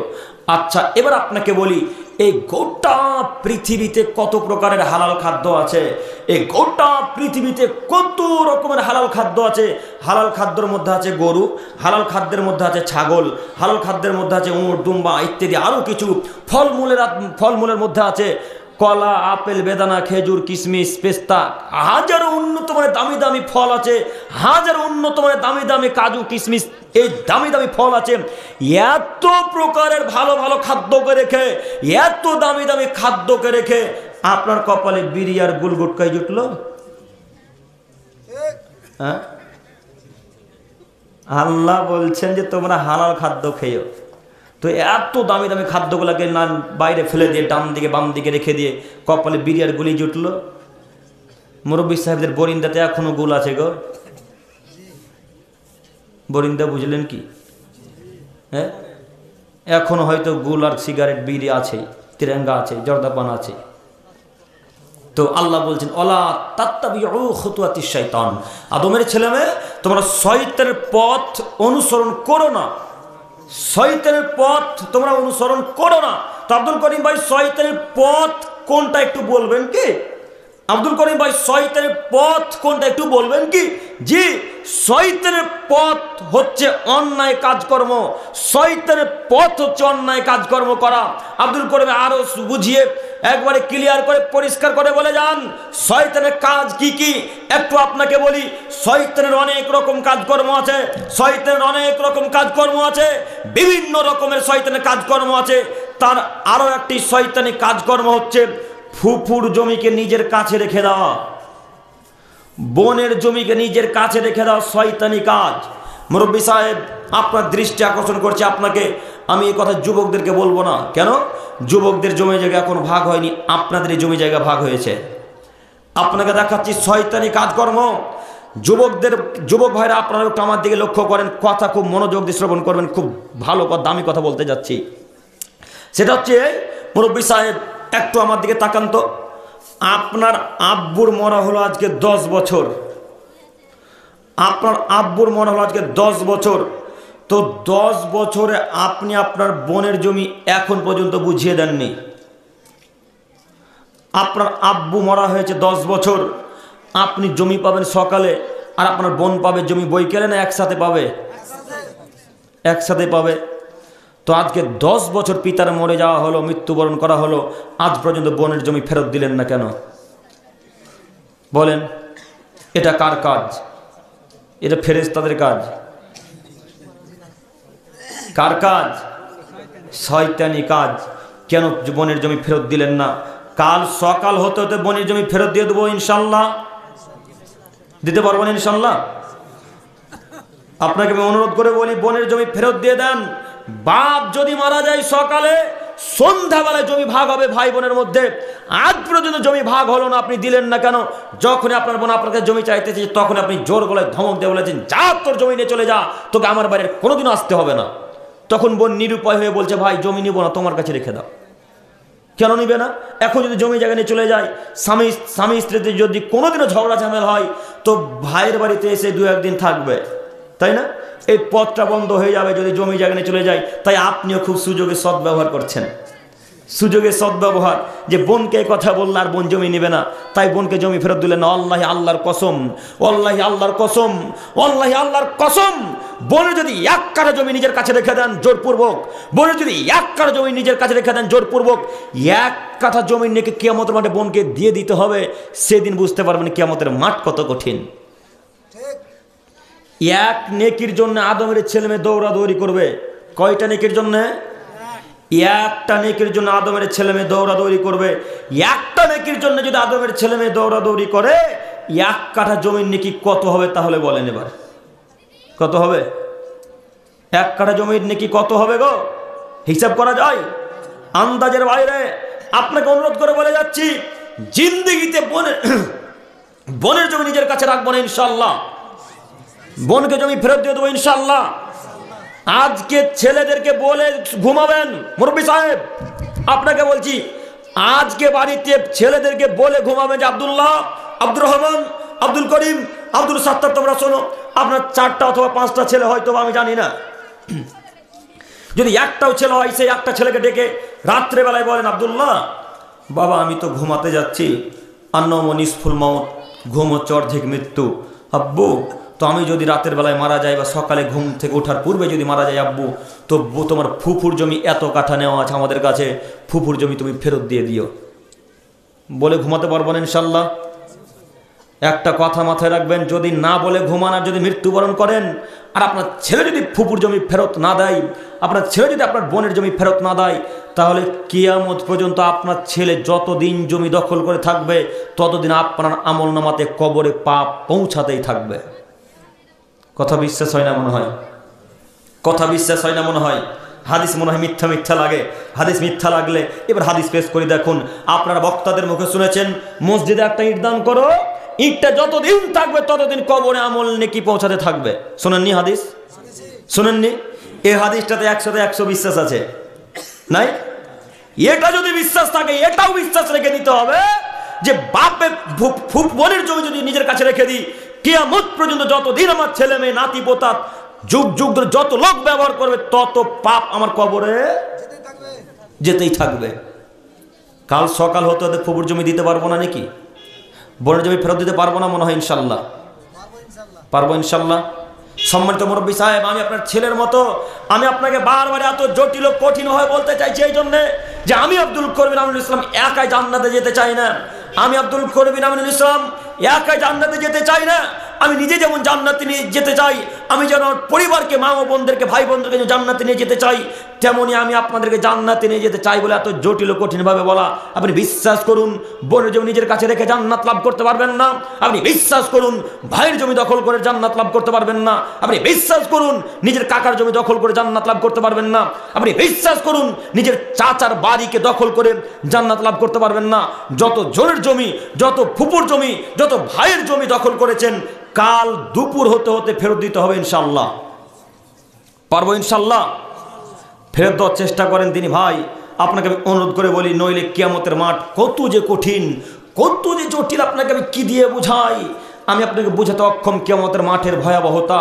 সম্মানিত তিনি ভাই, আল্লাহ বলছেন, ওয়ালা তাত্তাবিউ খুতুওয়াতিশ শাইতান, আদমের ছেলে মেয়ে তোমরা শয়তানি পথ অনুসরণ করো না, শয়তানি পথ অবলম্বন করো না। সম্মানিত মুরব্বী সাহেব, অনেকক্ষণ ধরে বক্তব্য রাখছি, আপনারা কথা বুঝতে পারছেন কিনা আমি বুঝতে পারি না। তারপরেও আপনাকে বলি যে শয়তানি কাজ থেকে আমরা ইনশাল্লাহ বিরত থাকব, ইনশাল্লাহ, ইনশাল্লাহ। আল্লাহ তুমি আমাদেরকে কবুল করো। আর লং করব, আল্লাহ করব। সম্মানিত দিনী ভাই, আপনাদেরকে আমি যেটা বারবার বলতে চাইছি যে শয়তান থেকে বাঁচবো কিভাবে। একটু শয়তান থেকে যদি আমরা বেঁচে যেতে পারি তো জান্নাত ইনশাল্লাহ হবে, তাই না? শয়তান থেকে যদি আমরা বেঁচে যেতে পারি তো জান্নাত ইনশাল্লাহ হবে। একটু এবার আপনাকে দেখাই। ওই যে আল্লাহ বললেন, আজাজিল তোকে আমি আজকে থেকে কাফের ঘোষণা করে দিলাম, এই ইবলিস তুই আজকে থেকে কাফের। আল্লাহ যখন তাকে কাফের ঘোষণা করে দিলেন তখন আজাজিল এবার ওয়াদা করলেন আল্লাহর সাথে, আল্লাহ আমিও তোমার সাথে ওয়াদা করে নামছি পৃথিবীর বুকে। আল্লাহ আমিও ওয়াদা করে নামছি এবার তোমার সাথে পৃথিবীর বুকে। আদমের ছেলেমেয়ের কারণে তুমি আমাকে জাহান্নামী ঘোষণা করেছো। আল্লাহ আদমের ছেলেমেয়ের কারণে তুমি আমাকে জাহান্নামী ঘোষণা করেছো। আল্লাহ তুমি আমাকে জাহান্নামী বলে ঘোষণা করে দিয়েছো। আমি ওয়াদা করে যাচ্ছি আদমের ছেলেমেয়েকে যতক্ষণ পর্যন্ত আমি জাহান্নামে ভরে না দিচ্ছি ততক্ষণ পর্যন্ত আমি আজাজিল, আমি ইবলিস চুপচাপ থাকবো না। আল্লাহ এ কথা আমি আপনার সাথে ওয়াদা করে নামছি।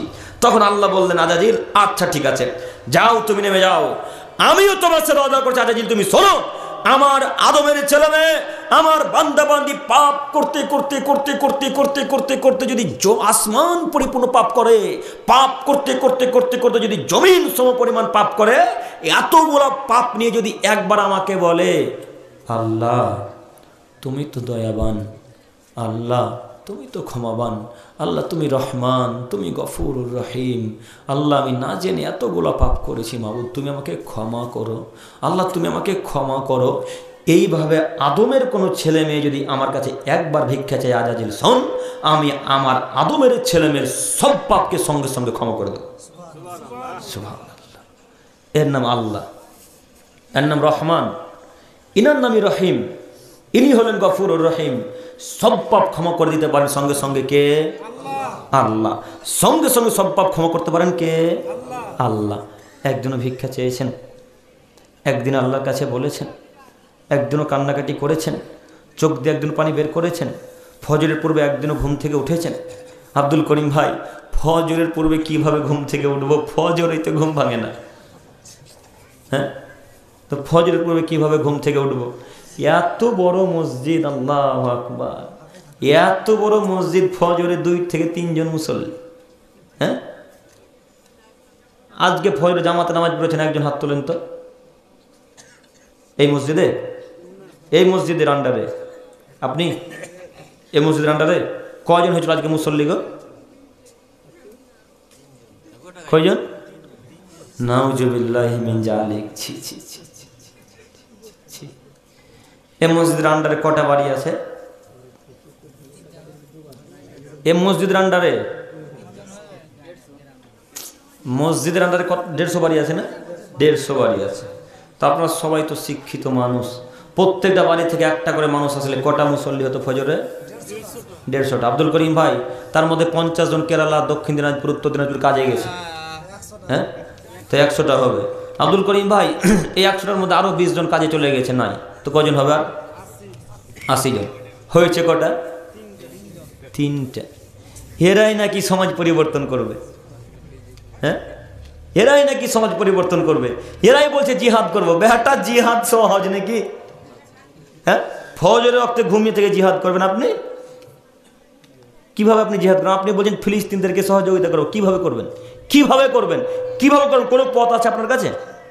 আপনি যে ফিলিস্তিনিদেরকে সহযোগিতা করবেন, ইসরায়েলদেরকে হত্যা করবেন, মারবেন, কাফেরদেরকে গালি দিবেন, মারবেন, হত্যা করবেন, কি দিয়ে সহযোগিতা করবেন? একজন হাত তোলেন তো। কি দিয়ে? জি জি, আর করে বলেন না। দোয়া দিয়ে। কি দিয়ে সহযোগিতা করবেন? দোয়া দিয়ে। আমাদের টাকা নেই, পয়সা নেই, আমাদের বিমান নেই, আমরা তো ওখানে যেতে পারি না, ভিসা নেই, পাসপোর্ট নেই, আছে কি? যেতে পারি না। এখন কি দিয়ে সহযোগিতা করবো আমরা? আল্লাহর কাছে দোয়া করব। কখন দোয়া করব? আল্লাহ নবী বলছেন, আদমের ছেলেমেয়ে ফজরের পূর্বের দোয়া অতীব তাড়াতাড়ি কবুল হয়। আদমের ছেলেমেয়ে তোমরা শোনো, ফজরের পূর্বের দোয়া অতীব তাড়াতাড়ি কবুল হয়। অতএব যখন তোমরা দোয়া করবে, যখন তোমরা রবের কাছে কিছু চাইবে, তখন ফজরের পূর্বে চাও, আল্লাহ সব কিছু কবুল করে নেবে। আল্লাহ সব কিছু কবুল করে নেবে। কেন? রাত্রে 3 ভাগের 2 ভাগে যখন শেষ হয়ে যায়, রাত্রে 3 ভাগের যখন 2 ভাগ শেষ হয়ে যায়, 1 ভাগ যখন বাকি থাকে, তখন আল্লাহ তাআলা এই আসমানে নেমে আসেন। কোন আসমানে? যেটা আমরা দেখতে পাচ্ছি, এই প্রথম আসমানে আল্লাহ তাআলা নেমে এসে আল্লাহ তাআলা ডাক দিয়ে বলেন, ও আদমের ছেলে মেয়ে, কে কি চাইবে আমার কাছে চাও, আমি আল্লাহ তাআলা থেকে তাই দিয়ে দেবো। আদমের ছেলে তোমরা কে কি আমার কাছে চাইবে চাও, আমি আল্লাহ তাআলা তোমাকে তাই দিয়ে দেবো। কেউ কি তোমরা পাপ থেকে মুক্তি পেতে চাও, আমার কাছে গভীর রাত্রে ভিক্ষা চাও, আমি তোমার সব পাপ ক্ষমা করে দেবো। কেউ কি তোমার ব্যবসায় বরকত পেতে চাও, আমার কাছে ব্যবসার জন্য দোয়া করো, আমি তোমাদের ব্যবসা বাণিজ্যে বরকত দিব।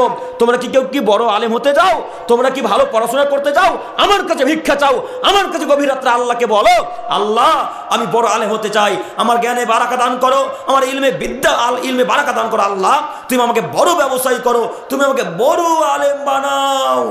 এইভাবে দোয়া করতে হয় কখন? ফজরের পূর্বে, রাত্রির 2-3 ভাগের 2 ভাগ যখন শেষ হয় তখন করবেন। এই সময় বেশি দোয়া কবুল হয়। কই করলেন? এই সময় আপনাকে বলতে হতো, আল্লাহ ফিলিস্তিনবাসীকে তুমি রক্ষা করো, আল্লাহ ফিলিস্তিনবাসীকে তুমি রক্ষা করো, আল্লাহ আমাদের কাছে কোনো হাতিয়ার নেই, আমাদের কাছে কোনো তলোয়ার নেই, আল্লাহ আমাদের টাকা নেই, আল্লাহ আমাদের বিমান নেই, আল্লাহ আমরা ফিলিস্তিনিকে সহযোগিতা করতে পারি না, আল্লাহ কাফেররা আমাদের দিনী ভাইদেরকে হত্যা করছে, আল্লাহ কাফেররা আমাদের দিনী ভাইদেরকে কচু কাটা করে কেটে ফেলে দিচ্ছে। বড় দুঃখ লাগে। বেশ কিছুদিন আগে একটা ভিডিও দেখেছিলাম, এই বাচ্চা শিশু সন্তানকে এই কাফেরের বাচ্চা কাফেররা দূর থেকে রাইফেল চালিয়ে গুলি করে হত্যা করলো। দেখেছিলেন ভিডিওটা? কি ভিডিওটা দেখেছিলেন কেউ? আল্লাহুস সামাদ। ভিডিওটা দেখে চোখ দিয়ে পানি থামছিল না, তার কারণে ভিডিওটাকে কেটে দেওয়া, ভিডিওটাই দেখিনি। ওই বাচ্চা ছেলেটা দৌড়ে চলে যাচ্ছে, গুলি করে সোফার উপরে ফেলে দিল। দেখেননি ভিডিওটা? এরা আমাদের দিনী ভাই বোন, এরা মুসলমান। এদের জন্য যদি দোয়া করেন, ফজরের পূর্বে দোয়া করেন, আল্লাহ কেমন, আল্লাহ তুমি ফিলিস্তিনবাসীকে রক্ষা করো, আল্লাহ কাফেরদেরকে নষ্ট করে দাও, ধ্বংস করে দাও, আল্লাহ কাফেরদেরকে হত্যা করে দাও, আল্লাহ কাফেরদেরকে তুমি নষ্ট নাবুদ করে দাও, মাটির সাথে মিশিয়ে দাও। আল্লাহ এভাবে দোয়া করা লাগে। একদিনও দোয়া করলাম না, আপনি ভিডিও দেখছেন আর আফসোস করছেন, আপনি ভিডিও দেখছেন আর আফসোস করছেন, বলছেন ফিলিস্তিনের সব মুসলমানকে মেরে দিল রে, ছি ছি ছি। এইভাবে দেখছেন আর আফসোস করেন না? চায়ের দোকানে খবর দেখছেন আর বলছেন ফিলিস্তিনের সব মুসলমানকে হত্যা করে দিল, ফিলিস্তিনের দিনী ভাইদেরকে মেরে ফেলে দিল। তো এই কথা আপনার ওই কথার মতো। কোন কথার মতো? একটা লোক নদীতে ডুবে যাচ্ছে, একটা লোক না নদীতে ডুবে যাচ্ছে, তো আপনি পাহাড়ে দাঁড়িয়ে আছেন, পাহাড়ে দাঁড়িয়ে বলছে যে লোকটা ডুবে গেল, ডুবে গেল, ডুবে গেল, ডুবে গেল রে, ডুবে গেল রে। তো ডুবে গেল না বলে যদি ঝাঁপ দিয়ে তাকে বাঁচানোর চেষ্টা করতেন, হয়তো বা লোকটা আপনার দ্বারাতে বাঁচত, তাই না? হয়তো আপনার দ্বারাতে লোকটা বাঁচত। তো আপনি পাহাড় থেকে বলছেন, পাহাড়ে দাঁড়িয়ে আছেন, বলছেন ডুবে গেল, ডুবে গেল। তো এই কথা আর এই কথার মধ্যে কোনো পার্থক্য থাকলো? আপনি বলছেন ফিলিস্তিনি মুসলমানদেরকে হত্যা করলো, এই কথা না বলে আপনি আল্লাহর কাছে দোয়া করলেন না। কথা বুঝেননি? কথা বুঝতে পারেননি কি? এই কথাটা না বলে, দুঃখ প্রকাশ না করে আল্লাহর কাছে দুঃখ প্রকাশ করলেন না। আল্লাহকে বললেন, আল্লাহ দিনী ভাইদেরকে তুমি হেফাজত করো। এই দোয়া করা উচিত। আমরা কেউ করি না, করব কিভাবে? ফজরে তো নামাজ পড়তে পারি না। সম্মানিত দিনী ভাই, এত বড় মসজিদ কিসের জন্য যে বানাচ্ছেন? ফজরে যদি 3টা মুসল্লি আর 2 তলা মসজিদ পড়ে থাকে তো কিভাবে কাজ করবেন? হ্যাঁ, ফজরে 3 জন মুসল্লি, মাগরিবে 5 জন মুসল্লি, এর সাথে 1 জন মুসল্লি, আর জোহরে তো নাই মনে হয়, সব কাজে ব্যস্ত। তো এইভাবে জাতির কি উপকার হবে? তারপরও দিনী ভাইদের উদ্দেশ্যে বলি, আপনারা 5 ওয়াক্ত সালাত আদায় করার চেষ্টা করেন। ইনশাল্লাহ আজকে থেকে সালাত আদায় করতে পারবো, ইনশাল্লাহ পারবো না? ইনশাল্লাহ, ইনশাল্লাহ। আল্লাহ তুমি আমার দিনী ভাইদেরকে সালাত সম্পর্কে বোঝার তৌফিক দান করো। সকলে বলি আমিন। সম্মানিত মুরব্বী সাহেব, যাই হোক, আমি যে কথা বলতে গিয়ে এত দূর চলে এলাম, আমি আপনাকে বলতে চাইছি বারবার যে শয়তান থেকে যদি বাঁচতে চান তো গভীর রাত্রে উঠে যান। শয়তান থেকে যদি বাঁচতে চান তো গভীর রাত্রে উঠে যান। এই গভীর রাত্রে যা বলবেন আল্লাহ তাই দিবেন, যে যা চাইবে আল্লাহর কাছে তাকে তাই দেওয়া হবে। আপনারা ব্যবসায়ী যদি থাকেন কেউ, তো ব্যবসাকে নিয়ে আল্লাহর কাছে দোয়া করেন। কেউ যদি ছাত্র থাকেন ভাই, ছাত্ররা দোয়া করেন। কেউ যদি বড় আলেম হতে চান, কেউ যদি বড় ব্যবসায়ী হতে চান, কেউ যদি মাস্টার মশাই হতে চান, তো রবের কাছে দোয়া করে রবকে বলেন গভীর রাত্রে। এই দোয়া আল্লাহ ফেরত দেবেন না সহজে, এই দোয়া আল্লাহ ফেরত দিবেন না, আল্লাহ দোয়া কবুল করে নেবেন। আল্লাহ তাআলা বলছেন, আমি লজ্জাশীল। আমার কাছে যখন কোনো বান্দা বান্দি 2 হাত তুলে ভিক্ষা চাই, তখন আমি তার 2 হাতকে খালি ফেরত দিতে লজ্জা বোধ করি। তখন আল্লাহ তাআলা লজ্জা বোধ করে আপনি যা চেয়েছেন আল্লাহ তাই আপনার ভিক্ষা আপনার হাতের থলিতে দিয়ে দেয়। যা, তোকে আমি দিয়ে দিলাম। এই জন্য ছেলে মেয়ের জন্য ভিক্ষা চাইতে হয় আল্লাহর কাছে। ছেলে মেয়ের জন্য আল্লাহর কাছে দোয়া করতে, আল্লাহকে বলতে, আল্লাহ তুমি আমার ছেলে মেয়েকে সুশিক্ষায় শিক্ষিত করো, আল্লাহ তুমি আমার ছেলে মেয়েকে সুশিক্ষায় শিক্ষিত করো, দিনের পথে কবুল করে নাও আল্লাহ। এইভাবে দোয়া করতে হয় ছেলে মেয়ের জন্য। একদিনও করেছেন কি? একদিনও করেননি। ছেলে মেয়ে মাদ্রাসায় পড়ছে, একদিনও দোয়া করেছেন আল্লাহ তুমি আমার ছেলে মেয়েকে মাদ্রাসার টপ বয় করে দাও, আল্লাহ তুমি আমার মেয়েকে মাদ্রাসার টপ স্টুডেন্ট টপ ছাত্রী করে দাও, এইভাবে দোয়া করেছেন? করেননি। করতে হয়। ছেলে মেয়ের জন্য দোয়া করেন, পিতা মাতার দোয়া অতীব তাড়াতাড়ি ছেলে মেয়েদের জন্য কবুল হয়, পিতা মাতার দোয়া অতীব তাড়াতাড়ি ছেলে মেয়েদের জন্য কবুল হয়। অতএব আমি আপনাদের উদ্দেশ্যে বলতে চাই, যত ছেলে মেয়ে রাস্তায়, যত ছেলে মেয়ে মাদ্রাসা স্কুল কলেজ বিশ্ববিদ্যালয়ে পড়াশোনা করছে, পিতা মাতাদেরকে অনুরোধ করে বলি, পিতা মাতাদেরকে অনুরোধ করে বলতে চাই যে ছেলে মেয়েদের জন্য দোয়া করেন। ছেলে মেয়ে অনেক এগিয়ে যাবে কথা আমি আশা রাখি, এ কথা আশা রাখি। এবং আল্লাহ রসুলের বাক্য দ্বারা বোঝা যায় যে পিতা মাতা দোয়ার কারণে ছেলে মেয়েরা বড় হয়, পিতা মাতার দোয়ার কারণে ছেলে মেয়েরা বড় হয়। ইমাম মালিক রহিমাহুল্লাহর ইতিহাস আপনারা হয়তো বা শুনেছেন, তাই না শেখ? ইমাম মালিক রহিমাহুল্লাহ, ইমাম মালিক কত দামি মানুষ, ওনার আম্মা যে কত দোয়া করতেন ওনার জন্যে। ইনি এত শিক্ষিত মানুষ, ইনার এত পড়াশোনার চাহিদা। ইতিহাস বলে ইমাম মালিকের, ইতিহাস বলেন ইমাম মালিক রহিমাহুল্লাহর যে তিনি পড়াশোনা করবেন তো বাড়িতে টাকা পয়সা নেই, তার আম্মু দোয়া করছেন, তিনি টাকা পয়সা ছাড়া পড়তে পারেন না। তো বাড়ির ছাদের যে বাঁশগুলা আছে, বাড়ির ছাদের যে বাঁশগুলা, এই বাঁশগুলাকে খুলে বিক্রি করে ইমাম মালিককে পড়তে পাঠিয়েছে। এটা হলো মা। দোয়া করছেন আর বাঁশকে বিক্রি করে দিচ্ছেন যে আল্লাহ তুমি আমার ছেলেকে বড় আলেম করিও। কত বড় আলেম হয়েছে পৃথিবীর ইতিহাসে একজন বড় আলেম ইমাম মালিক। কার বদৌলতে? মায়ের দোয়ার জন্যে এবং নিজের পরিশ্রমের জন্য। মায়ের দোয়া, পিতা মাতার দোয়া কত যে আল্লাহ কবুল করে নাই, আপনাকে আমি কি দিয়ে বুঝাবো। তাই তিনি ভাইদের উদ্দেশ্যে বলছি, একটু ছেলে মেয়ের জন্য দোয়া করেন। আপনি বলছেন আব্দুল করিম ভাই আমার ছেলে যে খুবই বদগমা ছেলে, যে কথাই শুনে না, তো শুনবে কি করে? একজনে যে দোয়া করেন না। জাবের ইবনে আব্দুল উকবা ইবনে আমির জুহানি, উকবা ইবনে আমির জুহানি রাদিয়াল্লাহু তাআলা আনহু বলছেন, আল্লাহ নবী বলেছেন, ইদা আরাদা আইয়াতিয়া আহলিহি, আদমের ছেলে মেয়ে যখন তোমরা তোমাদের স্ত্রীদের কাছে যাবে, যখন তোমরা তোমাদের স্ত্রীদের নিকটে যাবে, ফালিয়াকুল, তখন তোমরা বলো বিসমিল্লাহি আল্লাহুম্মা জান্নিবনা শাইতান ওয়া জান্নিবিশ শাইতান মা রাযাকতানা। এ কথা কে বলতে বলছেন? আল্লাহ মুহাম্মদ সাল্লাল্লাহু আলাইহি ওয়াসাল্লামের মাধ্যমে বলতে বলছেন।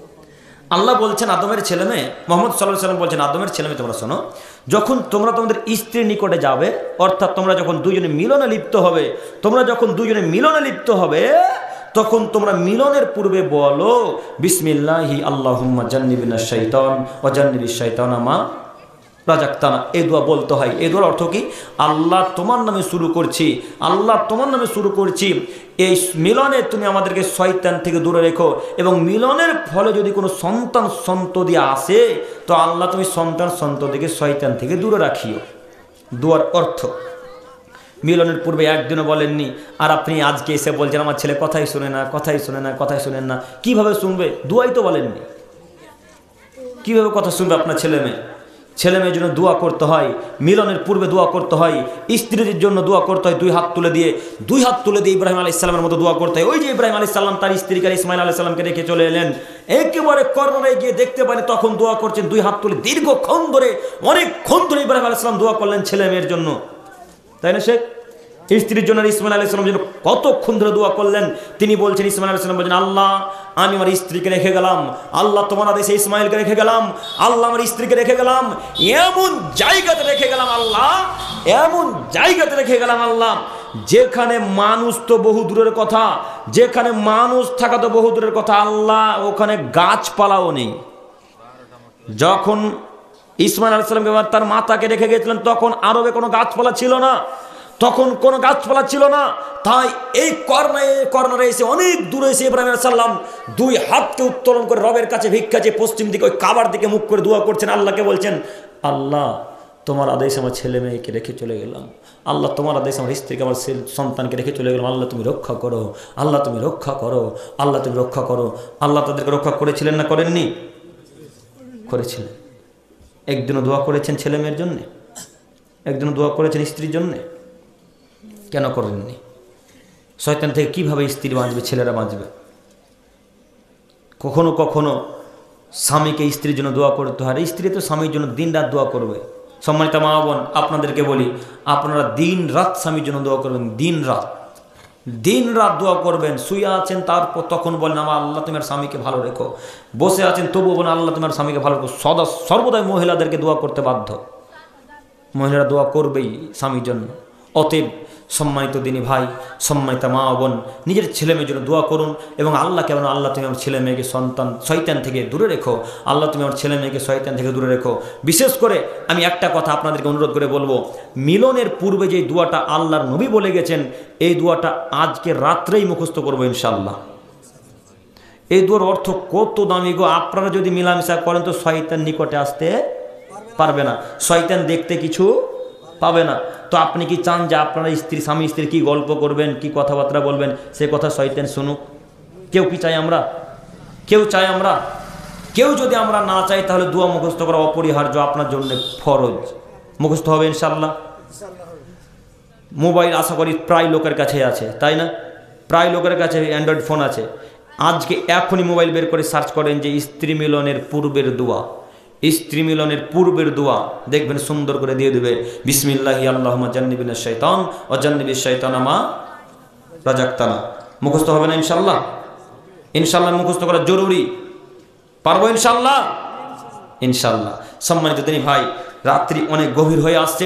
আজকের আলোচনার শেষ হাদিস বলি, শয়তান থেকে বাঁচার খুব বড় উপায়। একটু কেউ উঠবেন না, একটু আমার দিকে তাকান। আবু হুরায়রা রাদিয়াল্লাহু তাআলা আনহু বলেন, রাসূল সাল্লাল্লাহু আলাইহি সাল্লাম আমাকে একদা জাকাতের খেজুরের পাহারাদার হিসেবে রাখলেন। আবু হুরায়রা রাদিয়াল্লাহু তাআলা আনহুকে মুহাম্মদ সাল্লাল্লাহু আলাইহি সাল্লাম জাকাতের খেজুরের পাহারাদার হিসেবে রাখলেন। তো আবু হুরায়রা খুব দামি মানুষ, ঘুমাবেন না। আমরা এখন যারা দায়িত্বশীল মানুষ, আমরা যারা পাহারা দিই, তখন আমরা রাত্রে ঘুমিয়ে যাই, ঘুমাই না? ঘুমাই তো। গেটম্যানদেরকে দেখবেন, আমরা তো রাত্রে প্রায় যাতায়াত করি, আপনারা একদিন রাত্রি জাগরণ করছেন। হ্যাঁ, আপনারা ওই রাত্রি একদিন জাগরণ করছেন। তো আমরা গাড়িতে আসা যাওয়া করলে কোনো সময় রাস্তাতে তেল শেষ হয়ে যাওয়ার ভয় থাকলে আমরা পেট্রোল পাম্পে গিয়ে তেল ভরি। তো গিয়ে দেখি পেট্রোল পাম্পে যে দায়িত্ব যে মালিক দিয়েছে ওরা ঘুমিয়ে আছে, তো তাদেরকে উঠাতে হয়। তো মুহাম্মদ সাল্লাল্লাহু আলাইহি সাল্লাম আবু হুরায়রা রাদিয়াল্লাহু তাআলা আনহুকে জাকাতের খেজুর পাহারাদারি দেওয়ার জন্য রাখলেন। তো আবু হুরায়রা ঘুমাননি, আবু হুরায়রা জেগে আছেন। কেন? তিনি একজন দামি মানুষ, দায়িত্বশীল মানুষ। আবু হুরায়রা বলছেন আমি জেগে আছি। একটা লোক আসলো, লোকটা এসে খেজুরগুলাকে নিয়ে তার ব্যাগে তার থলে ভরতে শুরু করলো। খেজুরগুলাকে নিয়ে তার ব্যাগে তার থলে ভরতে শুরু করলো। তো আমি আবু হুরায়রা রাদিয়াল্লাহু তাআলা আনহু সেই লোকটার গিয়ে হাতকে ধরে নিলাম। তার হাতে এসে ধরে নিয়েছেন। যেমনই হাত ধরে নাও তেমনি আবু হুরায়রা লোকটাকে বলছেন, শোনো, আমি তোমাকে এবার আল্লাহ নবীর কাছে নিয়ে যাব, তোমাকে রাসূলের নিকটে নিয়ে যাব। তখন ওই লোকটা বলছে, না না না না না না না, আপনি আমাকে রাসূলের নিকটে নিয়ে যেন না, আপনি আমাকে আল্লাহ নবীর কাছে নিয়ে যেন না। আমি আপনাকে একটা দোয়া শিক্ষা দিচ্ছি, অতএব আপনি আমাকে আল্লাহর নবীর নিকটে নিয়ে যাবেন না। আবু হুরায়রা বলছেন, কি দোয়া বলো দেখি। তখন আবু হুরায়রা রাদিয়াল্লাহু তাআলা আনহুকে ওই লোকটা বলছেন, ইদা আবাইতা ইলা ফিরাশিকা ফাকরা আয়াতুল কুরসি। যখন আবু হুরায়রা আপনি বিছানাতে যাবেন, আবু হুরায়রা শুনুন, আপনি যখন বিছানাতে যাবেন তখন আপনি আয়াতুল কুরসি পাঠ করবেন। আয়াতুল কুরসি মুখস্থ নাই মনে হয়? আয়াতুল কুরসি কোন সূরার অংশ?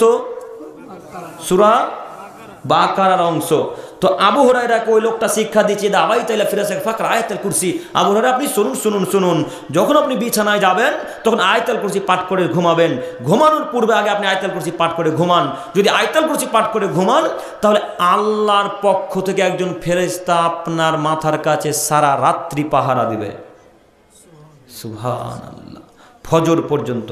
আবু হুরায়রা শুধু তাই নয়, একজন ফেরেশতা পাহারা দিবে, এটা শুধু এখানে বলে থেমে যাননি। তারপরে বলছেন, যদি আপনি আয়াতুল কুরসি পাঠ করে ঘুমান তাহলে সারা রাত্রি ফজরের পূর্ব পর্যন্ত কোনো শয়তান বদ জিন আপনার নিকটে আসতে পারবে না। সুবহানাল্লাহ। এই কথা যখন বললেন তাকে ছেড়ে দেওয়া হলো। আবু হুরায়রা সকালবেলা রাসূলের কাছে গেলেন। রাসূলকে গিয়ে বলছেন, আল্লাহ নবী এই ব্যাপার, আল্লাহ নবী এই ব্যাপার, একটা লোক এসেছিল এই কথা আমাকে বলে চলে গেল। তা আল্লাহ নবী কথা কি সত্য? আল্লাহ নবী কথা কি ঠিকই বলেছে? তারা তো সাহাবী মানুষ, যাত্রার কথা তো মেনে নিবে না, আমার আপনার কথা তো শুনে নিবে না এমনিতেই, তাই না? তো আবু হুরায়রা রাদিয়াল্লাহু তাআলা আল্লাহ নবীকে বলছেন, আল্লাহ নবী কথা কি সত্য? তখন আল্লাহ নবী বলছেন, নাম, হ্যাঁ, সাদাকাক, তিনি সত্য বলেছেন। অহুয়া কাযুবুন, কিন্তু সে লোকটা একটা মিথ্যুক। কথা সত্য বলেছে, কখনো কখনো মিথ্যুকবাদী লোকরা তো সত্য কথা বলে। তো আল্লাহ নবী আবু হুরায়রাকে বলছেন সাদাকা, কথা সত্য বলেছে, ওহুয়া কাদুবুন, কিন্তু সে লোকটা ছিল একটা মিথ্যুক, যাকা শয়তান, সে ছিল আজাজিল শয়তান। তার মানে আয়াতুল কুরসি কে শিক্ষা দিলেন? আজাজিল শয়তান আবু হুরায়রাকে শিক্ষা দিয়ে গেলেন, এই বিদ্যা কেউ যদি অর্জন করে তাহলে সারা রাত্রি শয়তান আমাদের আপনার নিকটে আসতে পারবে না। আয়াতুল কুরসি মুখস্থ করতে পারবো ইনশাআল্লাহ? ইনশাআল্লাহ পারবো ইনশাআল্লাহ? ইনশাআল্লাহ। যদি মুখস্থ করতে না পারেন দেখে দেখে 2-1 দিন পরে ঘুমান, আস্তে আস্তে আস্তে আস্তে আস্তে আস্তে ইনশাআল্লাহ মুখস্থ হয়ে যাবে। হবে না ইনশাআল্লাহ? হবে। সম্মানিত দিনী ভাই, রাত্রি তো অনেক হয়ে যাচ্ছে, কি বলবো? হ্যাঁ, তো সম্মানিত দিনী ভাই, আপনারা বলেন বলেন, কিছু বলছেন? সম্মানিত দিনী ভাই, সম্মানিত দিনী ভাই, একটু আমার দিকে তাকান। আপনারা দীর্ঘক্ষণ ধরে বসে আছেন, আমি বুঝতে পারি না আপনাদেরকে বোঝাতে পারছি কিনা। তো আজকের যেটা সারমর্ম কথা সেটা কি বলেন তো দেখি, বলতে পারবেন না?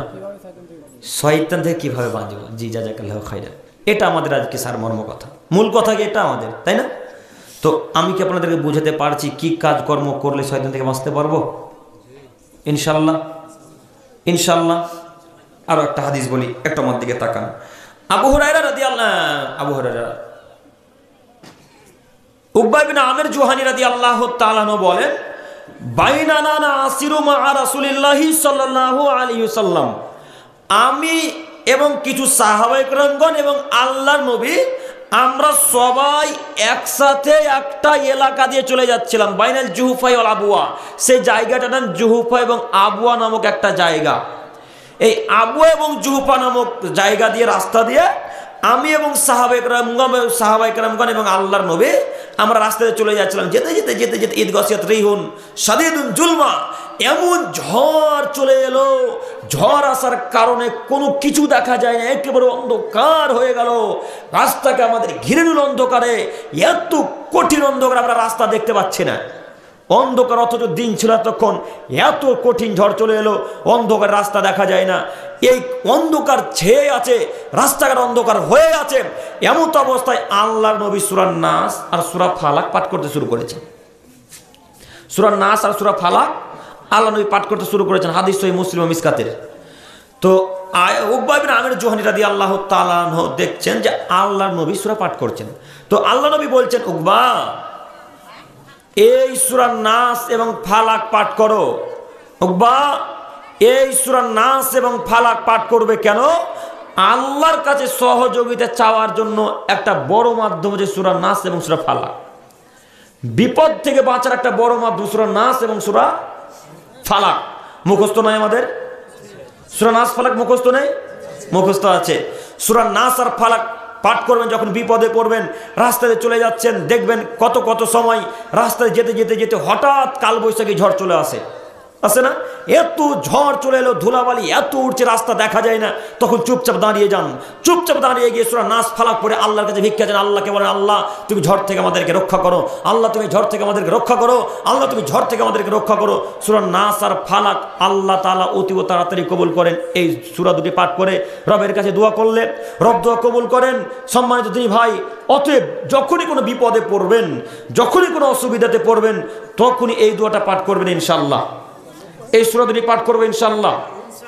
সম্মানিত দিনী ভাই, লোক আপনারা হয়তো বিরক্ত বোধ করছেন, তো আপনারা যেহেতু জানেন যে আপনাদের মসজিদের উন্নতি কল্পে জালসা, কাজেই আপনারা যে যতটুকু পারবেন দিনী ভাইরা দিয়ে যাবেন। সম্মানিত দিনী ভাই,